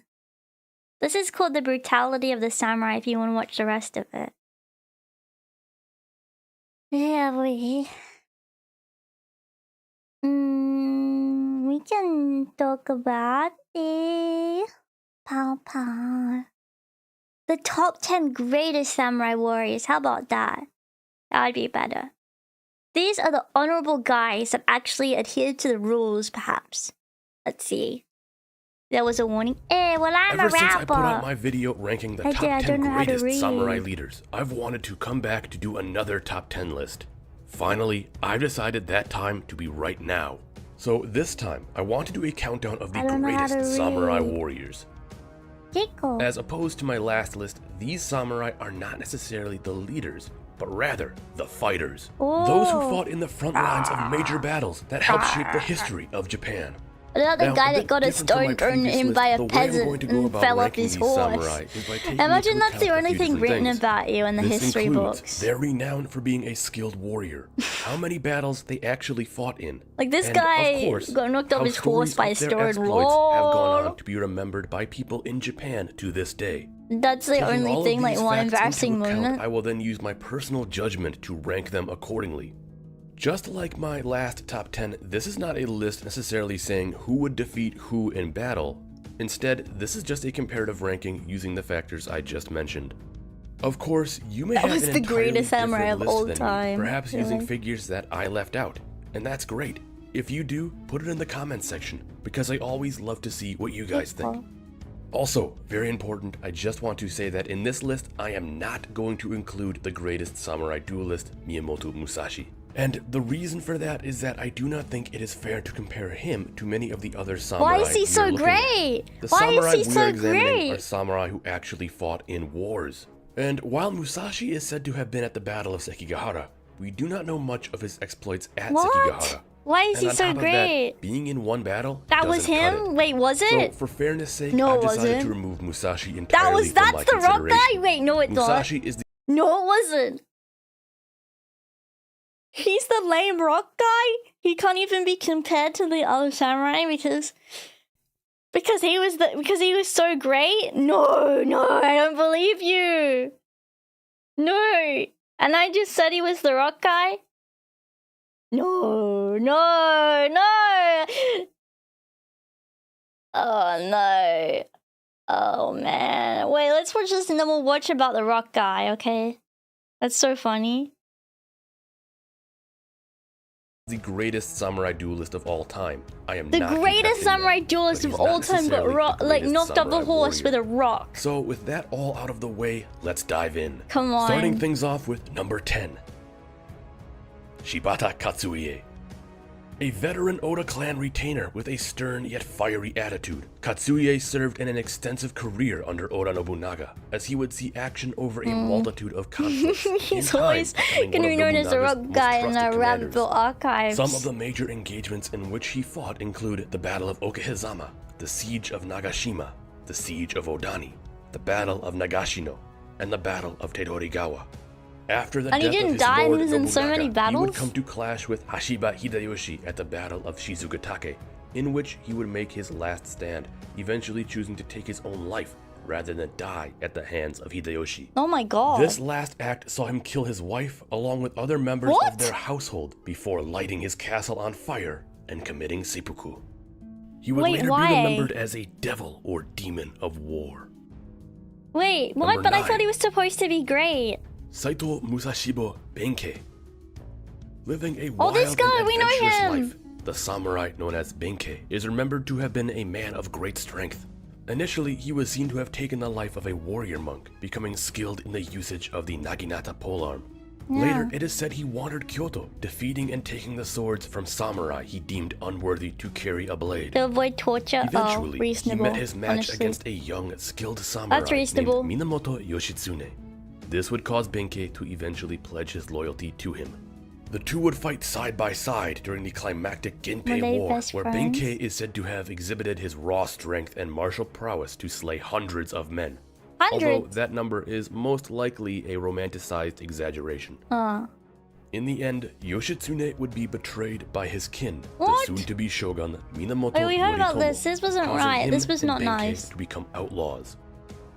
Benkei would make a heroic last stand at the Koromogawa, defending Yoshitsune against waves of incoming enemies, would eventually resort to using arrows to finally kill him.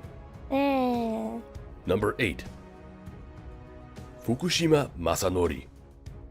Seeing his first action fighting under Hashiba Hideyoshi during his western campaign against the Mori clan, Masanori would rise to become one of the most ferocious fighters of his time.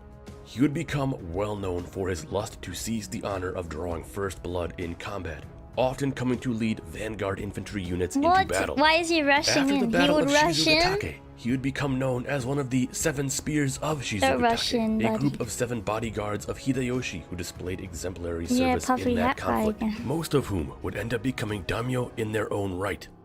He would in time see extensive action throughout the failed invasion of Korea, and later lead the Tokugawa vanguard at the Battle of Sekigahara, although the honor of drawing first blood in that battle would be robbed from him by our next entry. Number 7. Yi Naomasa. A Tokugawa retainer, Naomasa made a name for himself during the Battle of Komaki and Nakakute, where he commanded a unit of matchlock-armed soldiers to defeat a Toyotomi force under Ikeda Tsuneoki. After which, his efforts would even become praised by Hideyoshi, who was his enemy at the time. Look at his horse. Naomasa would come to famously wear red armor and lead a unit of red-clad warriors known as the Red Devils, who became both revered and feared. Later, he would see extensive action during the brutal siege of Odawara, leading a breakthrough of the Hojo positions. At Sekigahara, he became angered that the former Toyotomi loyalist Fukushima Masanori was selected to lead the Tokugawa vanguard, insisting that the honor should go to a veteran Tokugawa retainer like himself. This caused him to instead break away before the battle was joined, as he and his Red Devils charged past Masanori to clash with the enemy before anyone else could.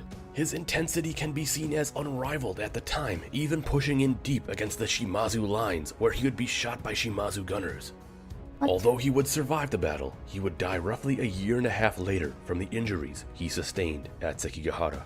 Yeah. Number 6. I like that they were Kusunoki decorated. Masashige.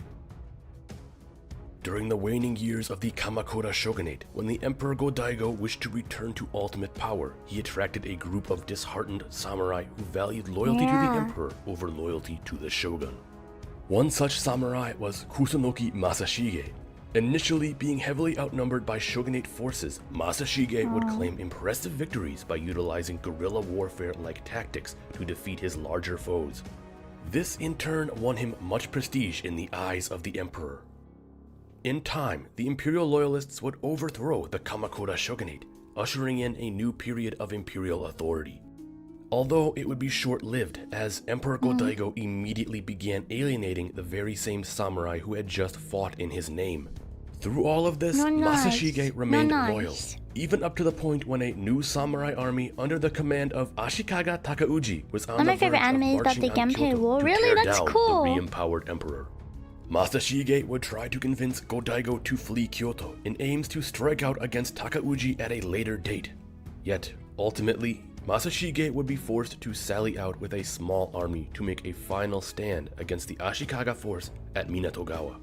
Masashige would fight bitterly to the end, but would ultimately be crushed. Roughly half a century later, following the Boshin War, when the emperor was once again restored, the memory of Kusunoki Masashige would return, as he became a symbol of unwavering imperial loyalty. Number 5.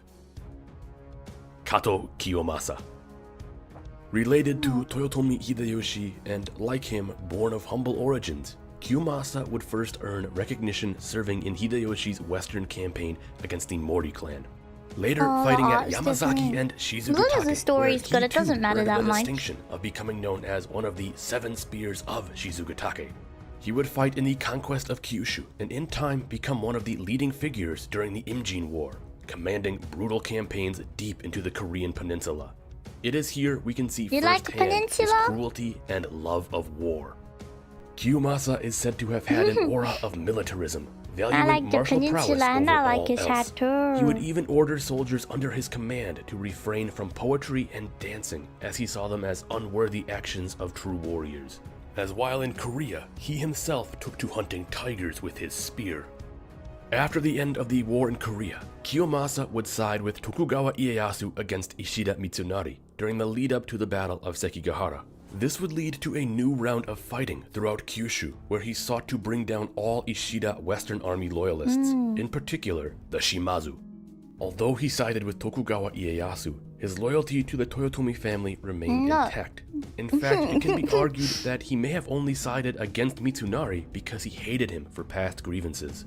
After Sekigahara, and in the build-up to the new conflict regarding Toyotomi Hideyori at Osaka Castle, it is argued that Tokugawa Ieyasu had Kiyomasa poisoned in 1611 rather than have such a fierce and well-regarded warrior as himself take the side of the Toyotomi heir. That's so mean. Number 4. Yeah. Shimazu Yoshihiro. Of all of the famous and important Shimazu I feel like I've seen the art piece before. Yoshihiro had the most impressive career. Fighting ferociously against the Shimazu clan's enemies throughout Kyushu, he became instrumental in many of the clan's new victories. In fact, he and his brothers nearly unified the island were it not for the invasion of Toyotomi Hideyoshi. Even then, Yoshihiro put forth a mighty effort against the Toyotomi, even wishing to continue I'm the like, fight I wonder if these guys know each other, but some of them were like hundreds of years apart. He later fought in apart. Korea, scoring a number of impressive victories, most prominently at the Battle of Sachon, where he defeated a numerically superior Chinese and Korean army. I mean, some of them may have massive casualties. During the Sekigahara campaign, Yoshihiro would end up siding with Ishida Mitsunari, although the two would later have an unfortunate falling out. They also have done the same lord? Oh, really? So they don't know each other. A night raid against Ignore me. positions, a suggestion that Mitsunari shot down immediately, and in doing so also slighting Yoshihiro. If he had only listened to Yoshihiro and gone ahead with the night raid, it may have actually done much to sway things in favor. They were in the same period, so they probably knew all each other at least. The battle would be a complete disaster for him. Mitsunari's insult caused Yoshihiro to betray him by deciding to simply sit out of the action until finally clashing with Naomasa while the Shimazu forces were attempting to withdraw. In the end, it is suggested that when Tokugawa Ieyasu learned of Yoshihiro's actions at Sekigahara, he decided not to strip the Shimazu of their territory, yet still they would be branded as Tozama Daimyo, outsiders, who did not formally submit to the Tokugawa until 1602. This in turn allowed the Shimazu of Satsuma to live on, as they would one day be instrumental in the overthrow of the Tokugawa shogunate during the Boshin War. Is that a real photo of them? Number 3. Minamoto Yoshitsune. Look at that horse. A valiant warrior and skilled commander, Yoshitsune alongside his friend and ally Benkei fought together throughout the climactic Genpei War. As Yoshitsune would come to lead the Minamoto clan to a series of impressive and awe-inspiring victories against their Taira clan enemies, with his most significant triumph being at the Battle of Dan no Ura, which ended up being the legendary final engagement of the war. In the aftermath, as Minamoto Yoritomo would go on to become the new shogun and found the Kamakura shogunate, I like how the shogun photos are. They look humble and influence. This was spurred forth by rumors that implied Yoshitsune to have a treasonous intent. This would lead Yoritomo to eventually order the death of Yoshitsune, who would finally be hunted down and killed in 1189. That's what your arm would look like. However, Yoshitsune's legacy would live on as one of the most graceful and skilled samurai who ever lived, and one of the most prominent figures of the Genpei War, being instrumental in its conclusion. Number 2. Honda Tadakatsu. Honda? A legendary retainer of Tokugawa Ieyasu, Honda Tadakatsu was a native of Mikawa province and initially supported the radical True Pure Land sect of Buddhism, championed by the Iko-Iki. Upon seeing the merit of the young Matsudaira Motoyasu, who had returned to Mikawa to reclaim his birthright in the aftermath of Okehazama, Tadakatsu abandoned the True Pure Land faith and went on to serve this game is about this. That's cool. Who in time would of course change his name to Tokugawa Ieyasu. He was your From that point on, Tadakatsu became Ieyasu's top commander, fighting in nearly every battle beside his lord. From Anegawa to Mikatagahara to Nagashino to almost every single engagement all the way to Sekigahara, Tadakatsu became an instrument of war. I like his hat. That's awesome. With antlers, look at his hat. Not only the Tambogiri, one of the 3 legendary spears of Japan, but also a sword crafted by the legendary smith Masamune. He indeed would become one of the most intimidating warriors to have ever lived. At the conflict of Komaki and Nagakute, it is said that when buying time for Ieyasu, Tadakatsu rode out against a much larger Toyotomi force. Although upon seeing the bravery of Tadakatsu, Hideyoshi decided not to engage. Later, in the prelude to Sekigahara, during the clash at the Koisegawa, Tadakatsu would aid several other Tokugawa commanders who had been ambushed by Western Army forces under Shima Sakon. Tadakatsu would intervene once again, buying time for his allies to escape before fighting his own way out. After the Tokugawa victory at Sekigahara, Tadakatsu would live on until finally passing away in 1610. He is often remembered today as the warrior who surpassed death due to the fact that he never once sustained an injury in any of his many battles. What? Sorry, that's crazy. Number 1. He's hacking. Sanada Yukimura. son of Sanada Masayuki and younger brother to Sanada Nobuyuki. Sanada Nobushige, better known today as Yukimura, would spend much of his youth as a hostage to first the Uesugi and later to Toyotomi Hideyoshi, to whom his father had pledged his allegiance to. In fact, Yukimura may have even participated in the conquest of Kyushu, engaging in the bitter fighting against the Shimazu. He had a harem. Later, he would serve extensively in the Imjin War, where he would earn the nickname the #1 warrior in Japan. Following the Imjin War and in the lead-up to Sekigahara, Masayuki and Yukimura would take the side of Ishida Mitsunari and defend their castle of Ueda for a second time against a massive Tokugawa army, an army which was under the command of Tokugawa Ieyasu's son and heir Hidetada. The Sanada would claim victory for the second time defending Ueda against the Tokugawa and would succeed in stalling Hidetada's force, which was supposed to be on its way to Sekigahara, where it was desperately needed. In the aftermath, because the Sanada sided with Ishida Mitsunari, who lost at Sekigahara, Yukimura would be sent into exile. Although 14 years later, as a new conflict was arising in regards to Toyotomi Hideyori at Osaka Castle, Yukimura would escape from his exile and hurry to Osaka to aid the Toyotomi heir. He looks like the house. Yukimura would make a series of desperate attempts at defending Osaka against insurmountable forces under the command of Tokugawa like Ieyasu. The armor. Looks During like the this conflict, architecture of the Yukimura castle. would showcase his capability by proving to be a terrifyingly I just realized fierce that's commander what it and looks warrior, like. depriving Ieyasu of a swift victory.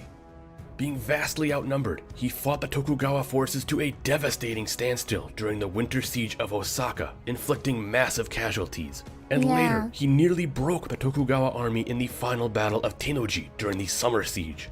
Ultimately, Yukimura would realize all hope to be fading and order a last-ditch full charge against Ieyasu's position, which would result in an all-out heroic final assault that put Yukimura within inches of killing Ieyasu. However, it would all be in vain, as Ieyasu would narrowly escape death. Surrounded by hundreds of Tokugawa samurai, Yukimura would die at Tennoji, his last words famously asking who would dare to take his head. Although his legacy would live on as one of the greatest samurai who ever lived. Apart from being called Japan's #1 warrior, he would also be known as a hero who may appear once in 100 years, a crimson demon of war, and the last Sengoku hero.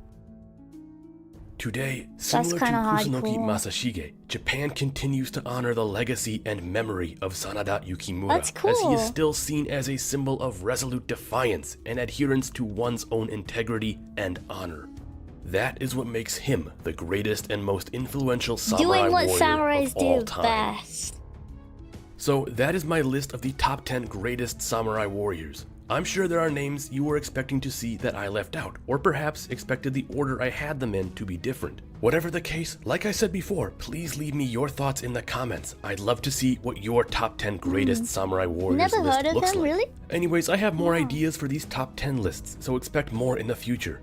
But until then, thank you for watching, and don't forget to like, subscribe, and ring that notification bell if you enjoyed this video and found it to be most interesting. I did find that to be super interesting. I like that one. Now just give me 1 second. I've been holding in a tinkle, okay? I'll be right back. Just give me a minute.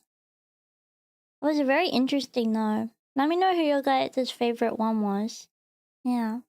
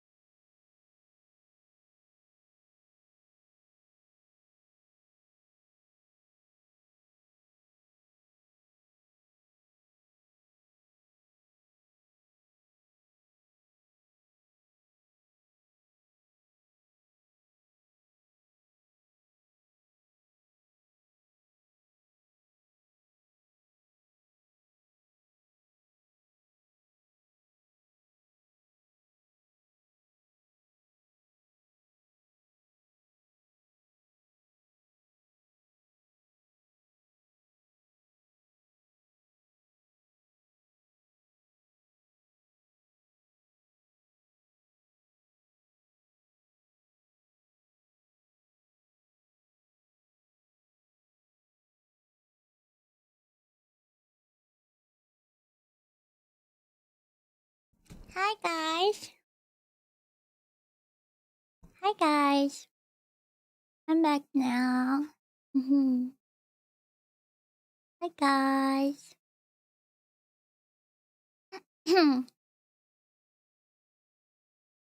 Okay. Do you guys want to learn about... Okay, we're going to watch one more video. And then I'll probably finish up. But do you want to learn about the rock guy now? Because apparently the rock guy has his own video. I really want to know what happens.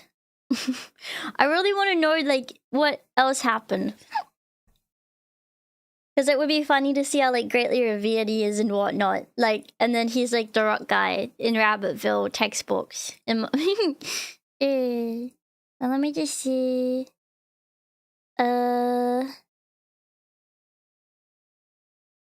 Okay.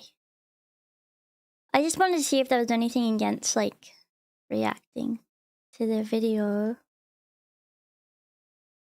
Okay. Okay, so let me see. This is the guy, right?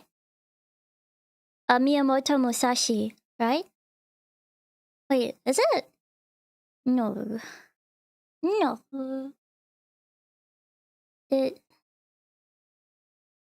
Yeah? It is, right? Okay, okay. Oh, it's 25 minutes. I don't know if we'll watch all of it. I feel bad watching so many of these, but we'll see.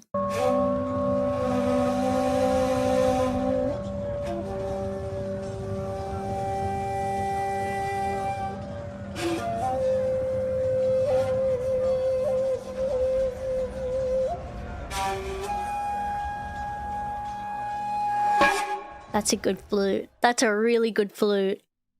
That's a solid flute. A good flautist played that song. It is finally time. At I can long tell. last, we're going to be discussing Miyamoto Musashi, a historic figure who is often viewed as the greatest Japanese swordsman and duelist. He is someone I have been waiting to touch on for a while now. Not only because I was waiting for us to reach this point in time in my main Sengoku Jidai series, but also, there is a lot that can be said about Musashi, his life and his work, and it honestly is a bit daunting, especially when there is so much over-romanticized details about him that can make it hard to tell the difference between fact and fiction.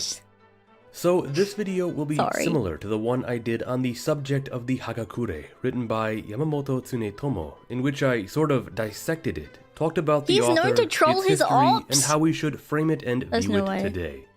Yet in this video we will instead be discussing the life of Musashi, and a fair bit about his most famous work, the Gorin no Sho, the Book of Five Rings. Ooh. Now, there have been many translations of the Book of Five Rings over the years, but the version I was instructed as being the most in-depth and reliable is the version done by Alexander Bennett, which is included in his book The Complete Musashi, the Book of Five Rings and Other Works.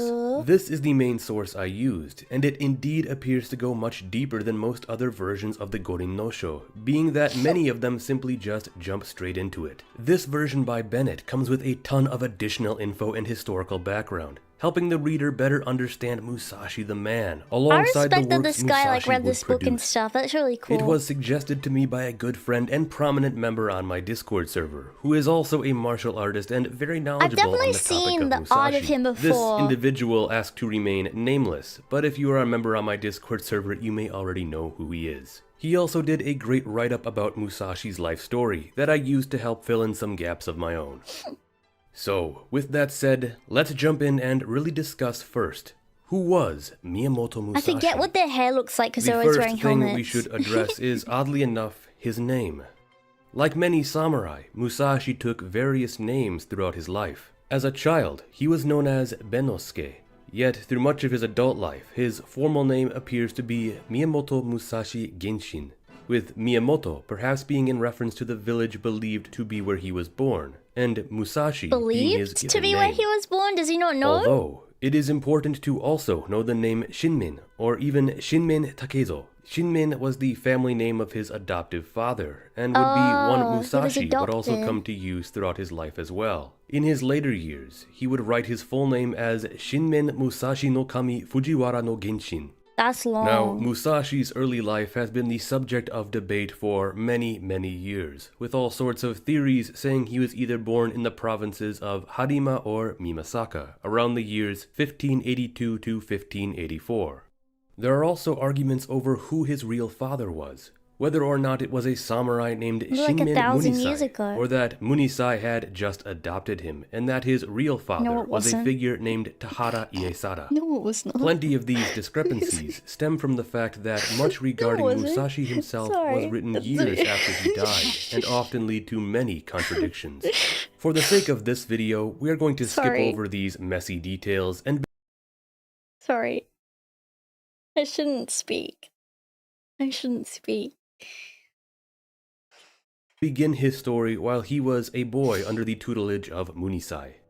Now, Musashi and Munisai did not get along, or so it seems, frequently engaging in heated arguments that continued to grow worse and worse over the years, until finally he was kicked out.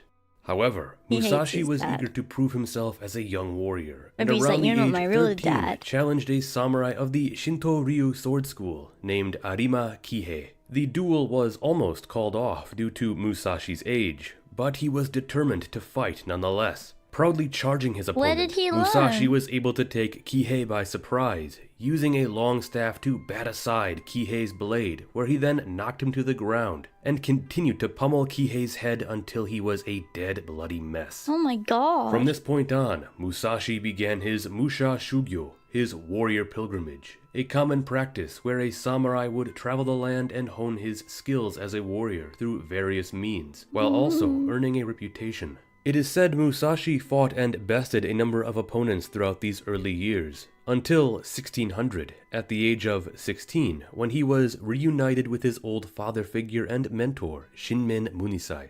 It was the turbulent time leading up to the Great Battle of Sekigahara, a legendary clash that was to decide the fate of the country. There is a popular story that Musashi himself actually fought at the Battle of Sekigahara and on the side of the Western Army, who would be defeated. This is not true, and perhaps became a well-known story after it was used in popular fictional retellings of Musashi's life. Perhaps either during the Edo period or in the famous story written by Eiji Yoshikawa, which would later spawn 3 exciting movies starring Toshiro Mifune as Musashi himself. That would be so cool to have a movie about your life. It appears that Musashi never fought at the actual Battle of Sekigahara. But he did would like riding fight in horses, the larger series of battles known as the Sekigahara conflict, or war, fought between the supporters of Tokugawa Ieyasu and Ishida Mitsunari. After rejoining with Munisai, who was at that point in service to the Kuroda family, Musashi is believed to have actually fought on the pro-Tokugawa side during the Eastern Army's campaigns in Kyushu. This would have been his first real experience of actual war.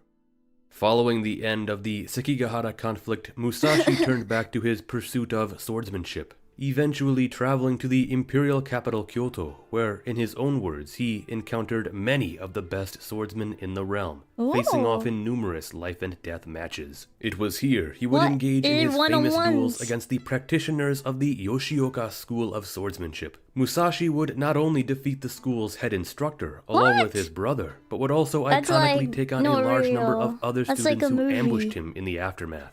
Following this, in the year 1604, Musashi would come to establish his own sword school, originally called He said last night was like a movie. He would also come to write one of his earliest texts on swordsmanship, the Heidokyo, Mirror on the Way of Combat, so he's which he would continue to edit and further writing elaborate on stuff. throughout his life. Cool. Over the course of his 20s, Musashi would continue to travel across the land and engage in many duels, boasting that he faced at least 60 opponents and never once lost. But it would be in his late 20s, or even could have been when he was 30, that he would finally have his legendary duel with Sasaki Kojiro on Ganryu Island, where Musashi would carve a wooden sword out of a boat oar that he used to defeat Kojiro, a figure who has become widely regarded as Musashi's largest rival and equal. Yet, although Musashi's life is so often remembered for this one key event, there is so much more he would go on to do. Several years later, Musashi is believed to have served during the sieges of Osaka Castle from 1614 to 1615, Like the earlier myth that Musashi fought for the Western Army at Sekigahara, once again a popular story has been that Musashi fought on the Toyotomi side at Osaka. However, recent discoveries have changed this narrative and suggest that Musashi more realistically fought on the pro-shogunate side against the remnants of the Toyotomi regime. This would have been his second time experiencing real samurai warfare after his brief exposure during the Sekigahara War.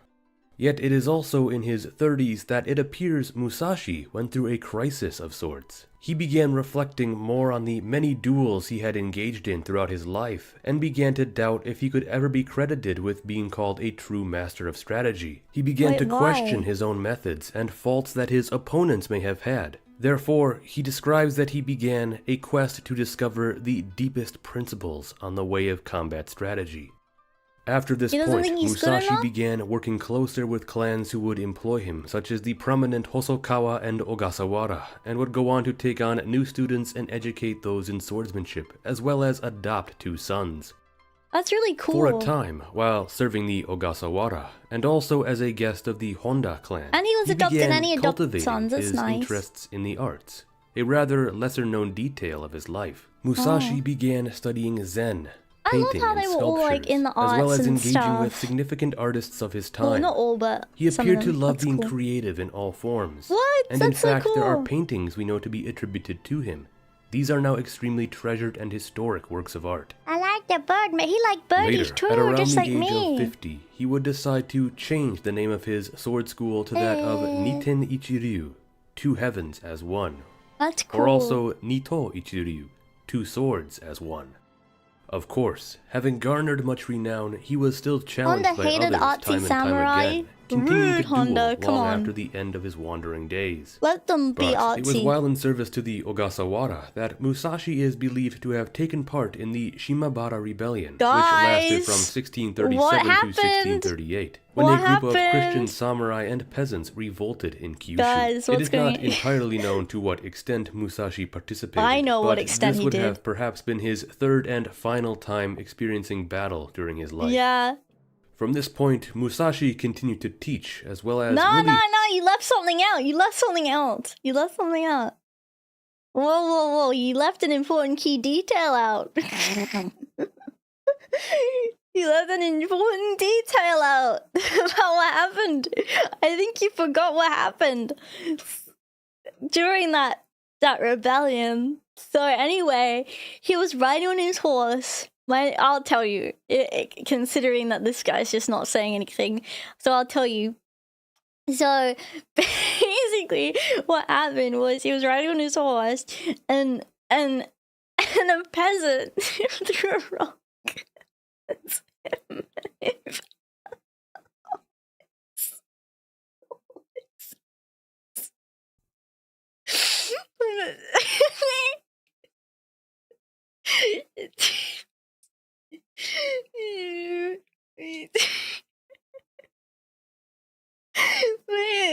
The rock.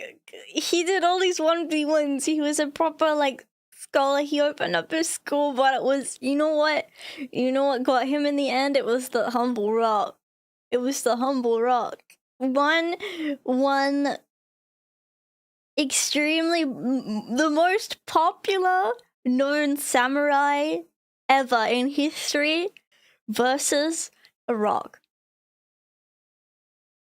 Who will win?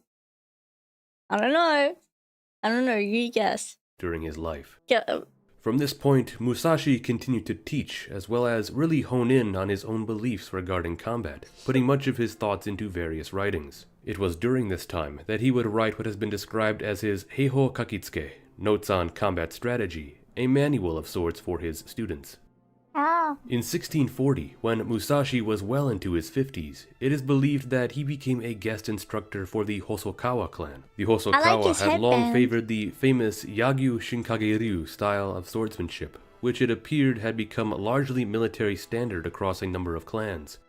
To test Musashi's skill against it, he was to duel one of the best pupils of the Yagyu Shinkage style, a samurai named Uji Yashiro. In the end, Yashiro was unable to land a blow on Musashi during the course of their duel, which it seems was regarded as a legendary I've seen feat. this. Isn't this like a Korean 1 thing year as well? later, Musashi would write his Heiho Sanjugo Kajo, combat strategy in 35 articles. This document would be submitted to the Hosokawa, and can sort of be perceived as a counter to the Yagyu, as Yagyu Muneyori had presented the Hosokawa with their own treatise several years earlier. However, Musashi's Heiho Sanjugo Kajo is said to be very beneficial if read in accompaniment to his other works, specifically his Book of Five Rings, which was yet to come. I heard it, a 5-ring book. In the final years of his life, Musashi retreated to a cave to live as a hermit, while continuing to ponder the deeper nuances of swordsmanship. A cave to live as a hermit? It was here he would finally put into words his famous Gorin. Can I be so honest with you guys? So before I started streaming, I thought, okay, this is really sad, but I thought, I'll do if I, somehow I lived to a very old age, because I was so edgy at the time. I was like, what I'm going to do in my retirement, because I'll have no one. I'm going to move to, I'm going to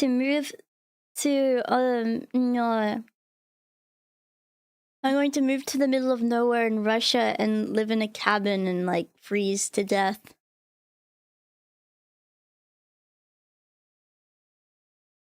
And be a hermit. So I kind of like this guy, really. Except I wouldn't write a book.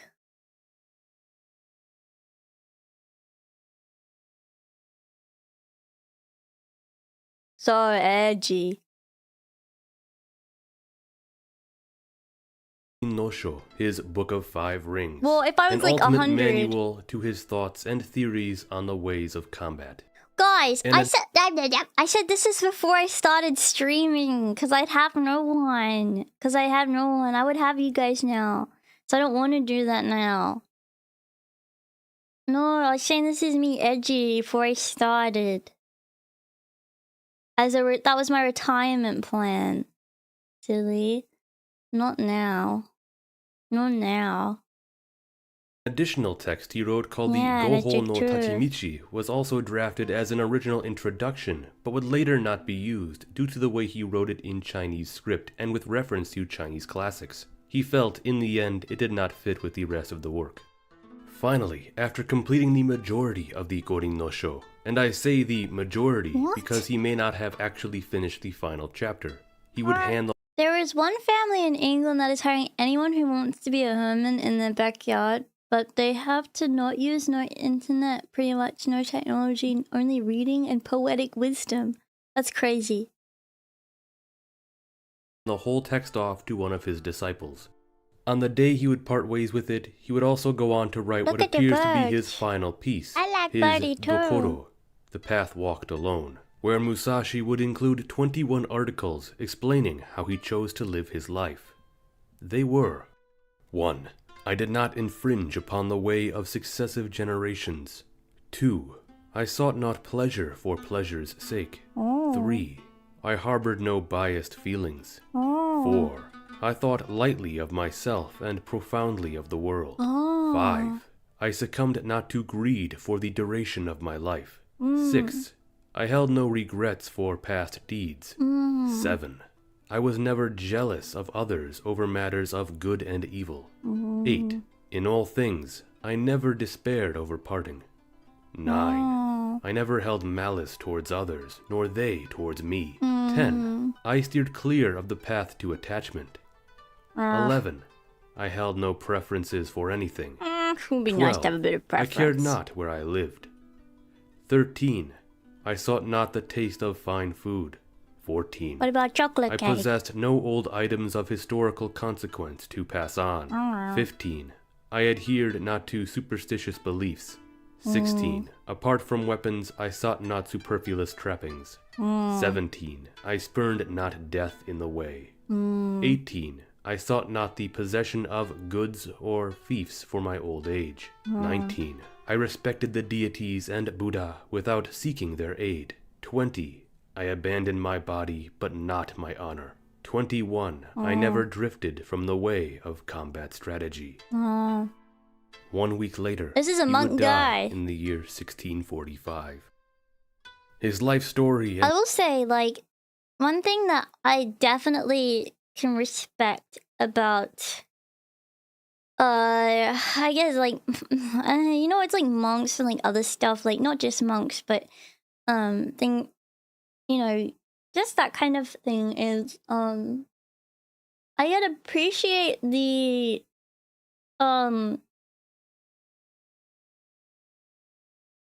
the idea of just like not needing anything, you know what I mean? Like not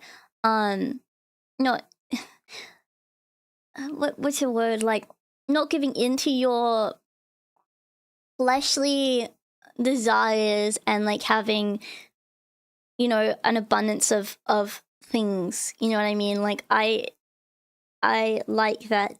I like the idea of feeding your soul and like, you know, helping your, like, you know what I mean? Like, I'm bad at explaining this. Not needing external things to make yourself feel good because you and your spirit feels good. You know what I mean? Like, you don't need anything because you have God or I don't know, whatever he believed in. I don't know. Like, I like that. I think that's cool. And that's something I really respect with Buddhism. Yeah, that's temperance. Ah, yeah. Like, I have a lot of things. I have an overabundance of things. I like to collect things, but like, I don't know. Like, I feel like I can still feel like fulfilled. Like, I don't know. Like, I'm trying to not care as much about like what kind of house I live in, how I look, like, you know, like stuff like that. I'm just trying to feel like good within myself. Yeah. Like, I don't need that. And I think that's a really good, I feel like that's one of the tickets or one of the ways to be happy in a way. And it's not about happiness though. It's about being content and peaceful. It's not really about like just being happy, you know? Does that make sense? Like, it's not like, I don't know. Because you can't really control things around you or how much money you have, what environment you live in and stuff. I mean, it does make those things harder. Like, it is harder to be happy, like, say, if you're homeless or something, you know, that's tricky. But, like, you know, like, I think you don't need all of these big things to be happy. You can just be kind of try to be happy with what you have. Because you can't really control the world around you or like how much you have and stuff. Like there are things you can do to like make more money or like have more things or whatever. But the thing is that shouldn't be the thing that motivates you. You should be like, well, things that motivate me is like I guess spiritually, like having a more like, I guess like, I don't know how to explain it. I guess I just want to like, I try to see Jesus as someone to look up to and stuff, and like try to think about it like that. I try to like make my soul happy and try to learn things and educate myself, you know, and try to like feed my mind with good things and try and think about how much I can like learn and I don't know, like, and but improve myself and my mind. Like I think that's the coolest thing to build. It's not like wealth, it's like your mind in a way. I don't know if that's stupid though. Yeah. Because you can control that. You can control your mind. It's hard though, but like you can kind of control like, yeah. Yeah, exactly. Almost everything I want is in my head, yeah. That's kind of, I feel like, in my opinion, one of the best paths to be content and happy, because you have it all in your nog. You know, you have it all in your noggin. Yeah. Does that make sense? Anyway, sorry for going on a tangent about that. And it doesn't even have to be like, I don't know, I respect you guys to whatever you believe in or whatever. But I hope that you guys can at least think about it, like, you know, try to feed your spirit. Even if it's just like doing things that make you feel happy and fulfilled. Like doing something nice, like volunteering or just like, I don't know, being kind to people and like doing sweet things. It's a way to like make, at least that makes me happy. Just do stuff like that. Yeah. Because you don't need money to do that. Be nice to people. I don't know if that's stupid though. Yeah, it probably sounds dummy. His greatest work, the Gorin no Sho, have but I can respect that. And that's why, sorry, one more thing. And that's why like it's been such like a big thing throughout cultures and stuff as well, like having personal fulfillment and stuff like that. That's why it's always been such a big thing, because it is so important. And I understand if you like hate yourself or it's difficult to be in your brain. I understand that. But one of the most freeing things is to be able to sit without any... Oh, this makes sense so stupid. But like any phone or any computer or anything like that, to be able to sit with your brain and not feel tormented by it. And that's been very hard for me to do, but I try to learn and practice. And like, you know, sometimes my brain can be mean, but it you know, like I feel like that's such a freeing feeling, not feeling you need to do that all the time. It can be really tiring. So like, yeah, it's hard, but like you can do it with practice. It's all about practicing, you know. Yeah, and being kind, even if you have to argue with the voice in your head a little bit. And it's okay. You can make a joke out of it. Yeah, but you can do it. You can do it. I could do it, and I've had some really hard times, and I can do it. So I know you can do it too, okay? Yeah. But that's why I think it's in such a big thing throughout different cultures, because it's so important, you know?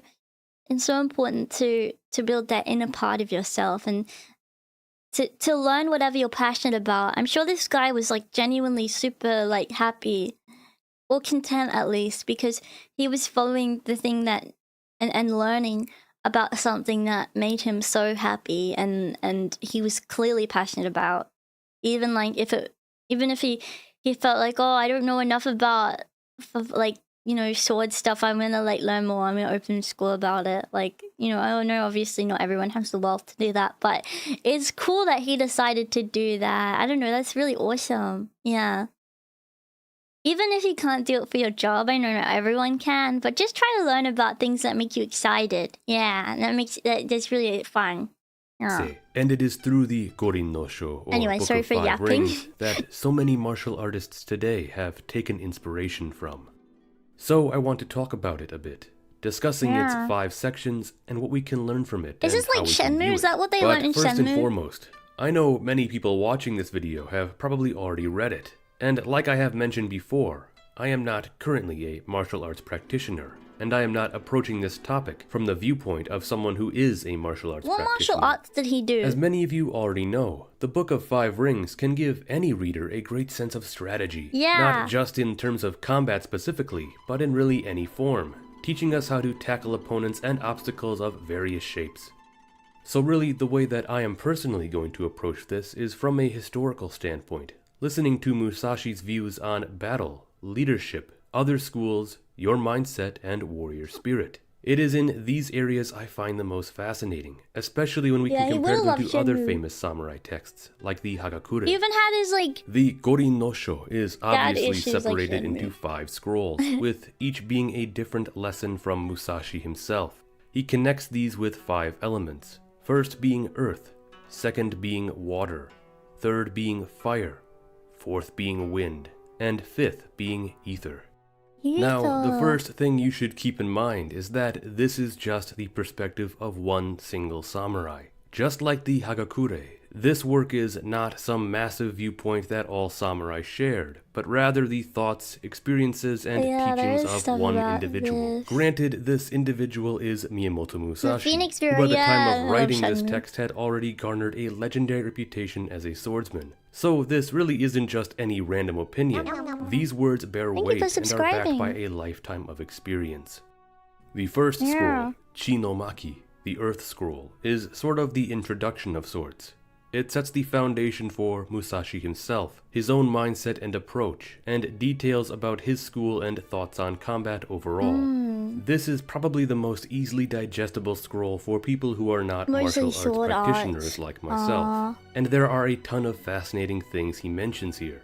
Besides discussing his own career, as I mentioned, he talks about his own viewpoint on combat. He discusses the merits of using swords as compared to other types of weapons, and why he views the study of swordsmanship as essentially the study of strategy itself. But he also goes further than individual combat to discuss battle in wider form, which is specifically interesting regarding his thoughts on ranged weapons like that of the gun and bow, and how to best counter them. These are lessons he himself would have learned during his time on an actual battlefield, and should be regarded as prime insight into samurai warfare and battle strategy, especially given the fact that he is someone who would have participated in Sengoku-era warfare during his height.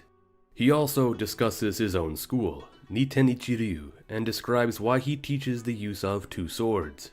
As per custom, samurai carried 2 swords, a long sword and a short sword. Wearing both of them was known as the daisho, and was one method of showcasing samurai status. However, Musashi describes the common usage of the sword and how it usually is seen to require 2 hands. Yet he argues that this is not necessary, and that your other hand can be used to wield your second sword. Musashi states that he believes that when a time comes for a warrior to abandon his life, it would be shameful to die while still having one of his weapons uselessly sheathed. As an additional interesting side note, there are many martial arts practitioners who still follow this tradition today. In fact, there are those who even compete in Kendo, wielding not 1 but 2 shinai.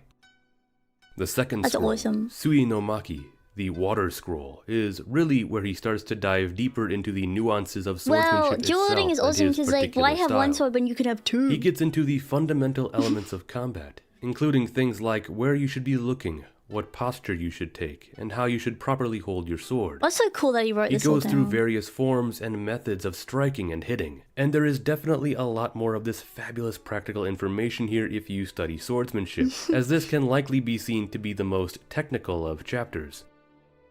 Next up is the third scroll, Ka no Maki, the Fire Scroll. This one is all about dealing with your opponent. And although it can appear as technical as the previous scroll, there is actually a lot of great insight here on how you can deal with various types of obstacles and challenges. Granted, they won't all apply to every situation, but there is still a lot that can be learned here. He teaches how to gain the advantage over an enemy, and how to seize the initiative, as well as the importance of not only observing your enemy, but also observing yourself. He also takes things up a notch and talks more in a battlefield sense, of how to manipulate the enemy as if you yourself were leading their troops.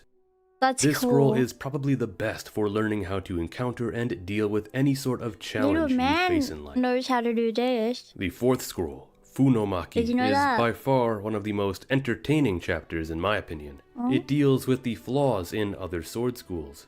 Basically, it is an entire chapter of Musashi trashing on other styles. Just imagine the uproar this would cause in the martial arts community if it was published today. He straight up calls some teachings from other schools weak and meaningless.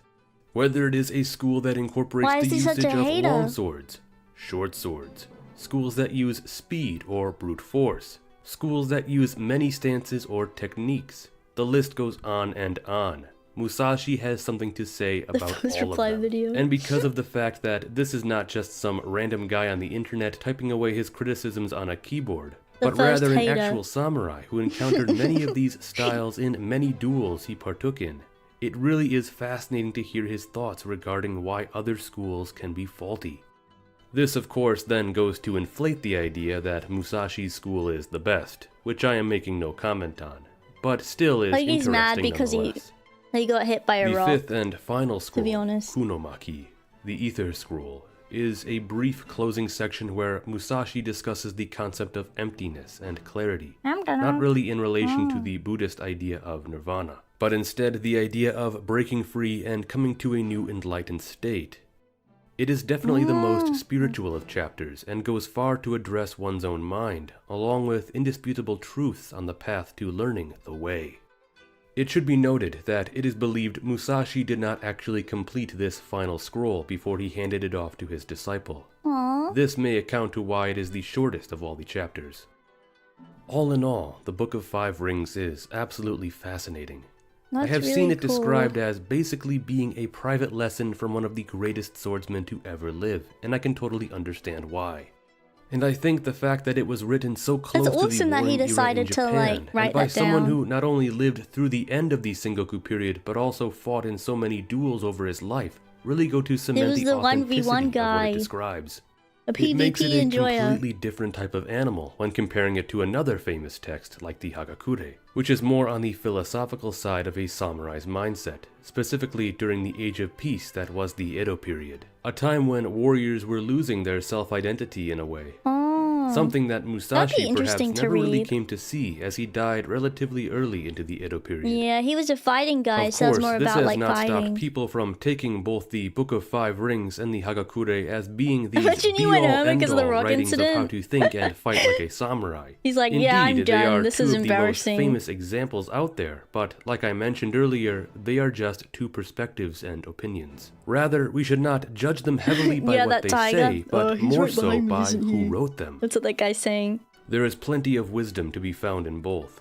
That is a fact. But it has never really stopped there, and a lot of people have really taken some of these works and ran with them like they were some codified way all samurai thought and fought.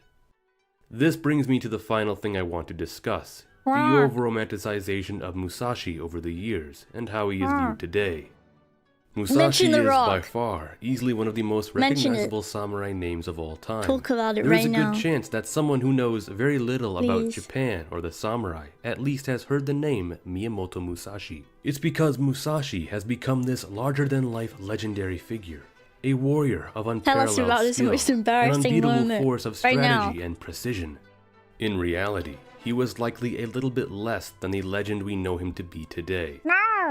It doesn't appear we know the names of each and every person he dueled, making his claim that he fought and bested over 60 people throughout his life Come on, what do you want him to do, take their head? Additionally, there have been theories that suggest he may have been a bit deranged and bloodthirsty to have fought and perhaps killed so many in pursuit of just skill as a swordsman. And then of course there is the fact I stated earlier of all the contradictions there may be, thanks to many stories and portrayals of him that arose in popularity during the Edo period and later into this very day and age. It can be hard to sift through them all and find the truth of them. Miyamoto rock. What does appear to be true was that Musashi was indeed a fine duelist. He did beat a guy to death with a piece of wood, but like... a form of swordsmanship that was proven to be competitive when compared to other contemporary schools. But he was more than that. He was an artist. He was philosophical. He like bird he was too, determined like to not be bogged down by regret or attachment. He had unique beliefs and worldviews, saying commoners were just as capable as samurai, and comparing troops to that of carpenters.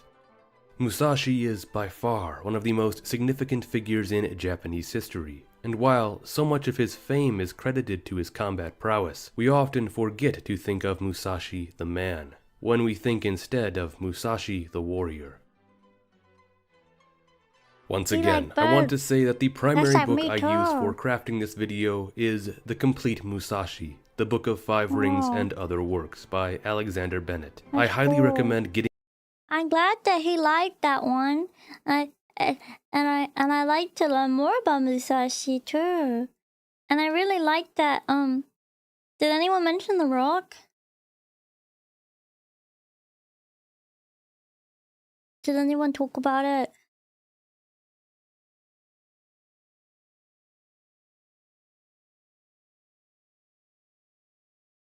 His 21 points about his life now explain why we don't see him leaving any historical items and relics like his swords and armor or any personal items. Instead, he left a world with his philosophy in the form of books he wrote of his few art pieces. Yeah, that's true. That's really cool. What do you say? Truth is not what you want it to be. It is what it is, and you must bend to its power or live a lie. Isn't that what they said in The Matrix? I'm kidding, I'm so sorry. Do you think he got that from The Matrix? Okay, I'm done, I'm sorry.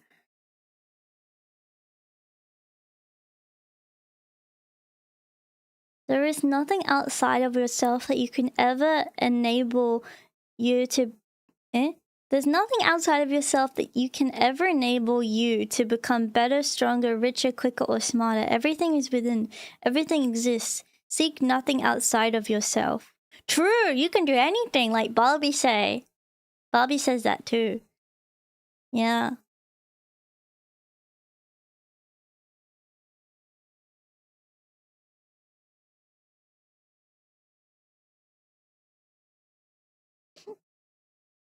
You know what my motto is?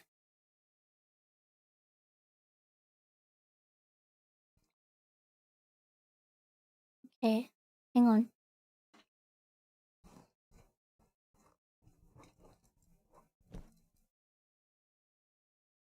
I'll tell you.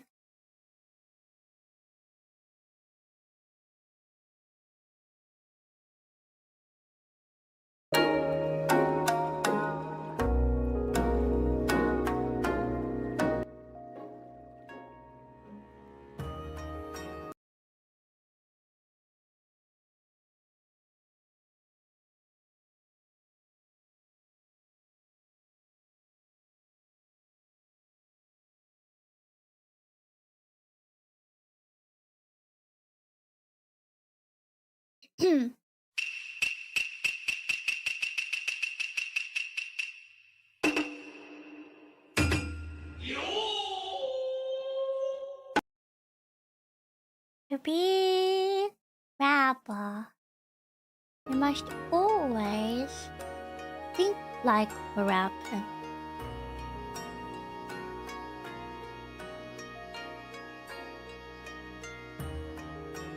If you want to be rabbit, never forget the hay.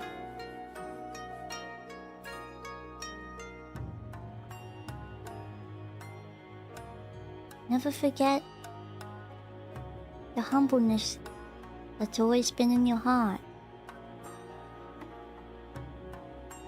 And most importantly, never forget the rabbit.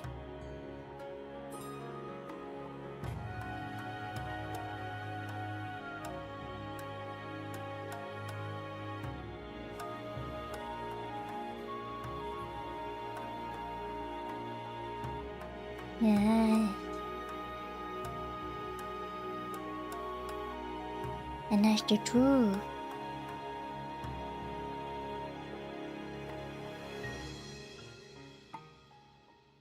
Never forget your rabba. Never forget your rabba.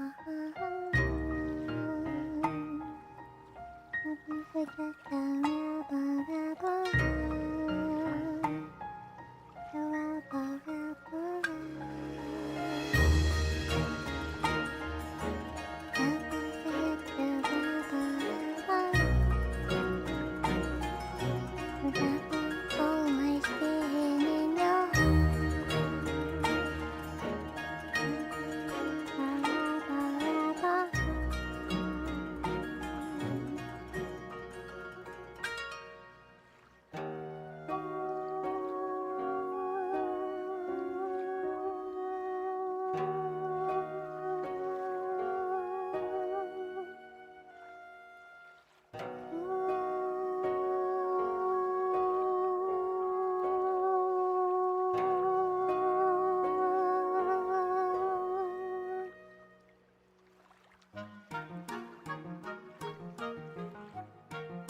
Did you like my song?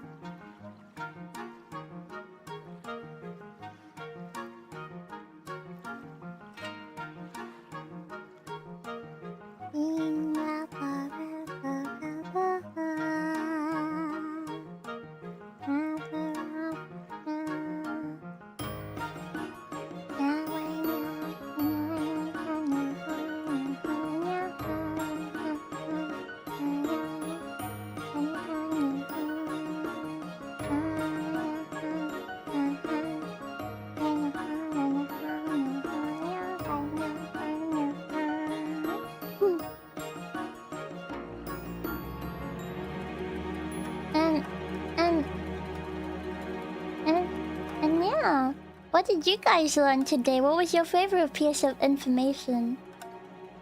The samurais were even cooler than I thought that they were. And that's what I like. That's what my favorite bit was. And they were even cooler than I thought. And I like Rock Guy the best. I feel like there's so much I don't know. And I learned a lot about Japanese history I never knew too. And about where the Japan invaded and where they went and whatnot as well. Yeah. So there's a lot that I learned today. But most importantly, I learned that samurai like to steal heads. Yeah. They're cool and cruel too. Yeah. I hope that you guys enjoyed learning about the samurai and about feudal Japan today. Definitely has interested me in samurai games and more about it. I think they're so awesome. And yeah, I hope that you guys enjoyed today. I had a lot of fun, and I hope that you guys had fun too. And I'll see you tomorrow, okay? Because we're going to and apparently Musashi was hit by a rock. True. They left that out for some reason. But yeah. Anyway, I had a lot of fun, guys. So thank you very much for coming. And I'll see you tomorrow. We're going to be finishing Mother 3 tomorrow. We're going to New Pork City. Yeah, so I'm very excited. But I hope that you guys had a lot of fun today. I had fun too. And let me know in the comments what your favorite fact was that you learned. Okay? And I love you guys very much, okay?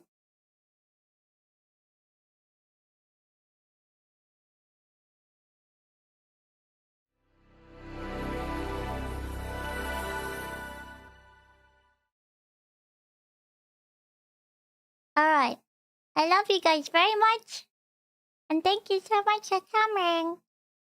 And I'll see you guys. Oh, I didn't turn this on. Thank you guys very much for coming. I love you very much. Okay. Now, as a lady, I'm going to walk off now, okay? I love you very much. I'll see you next time, alright? Hi, everyone.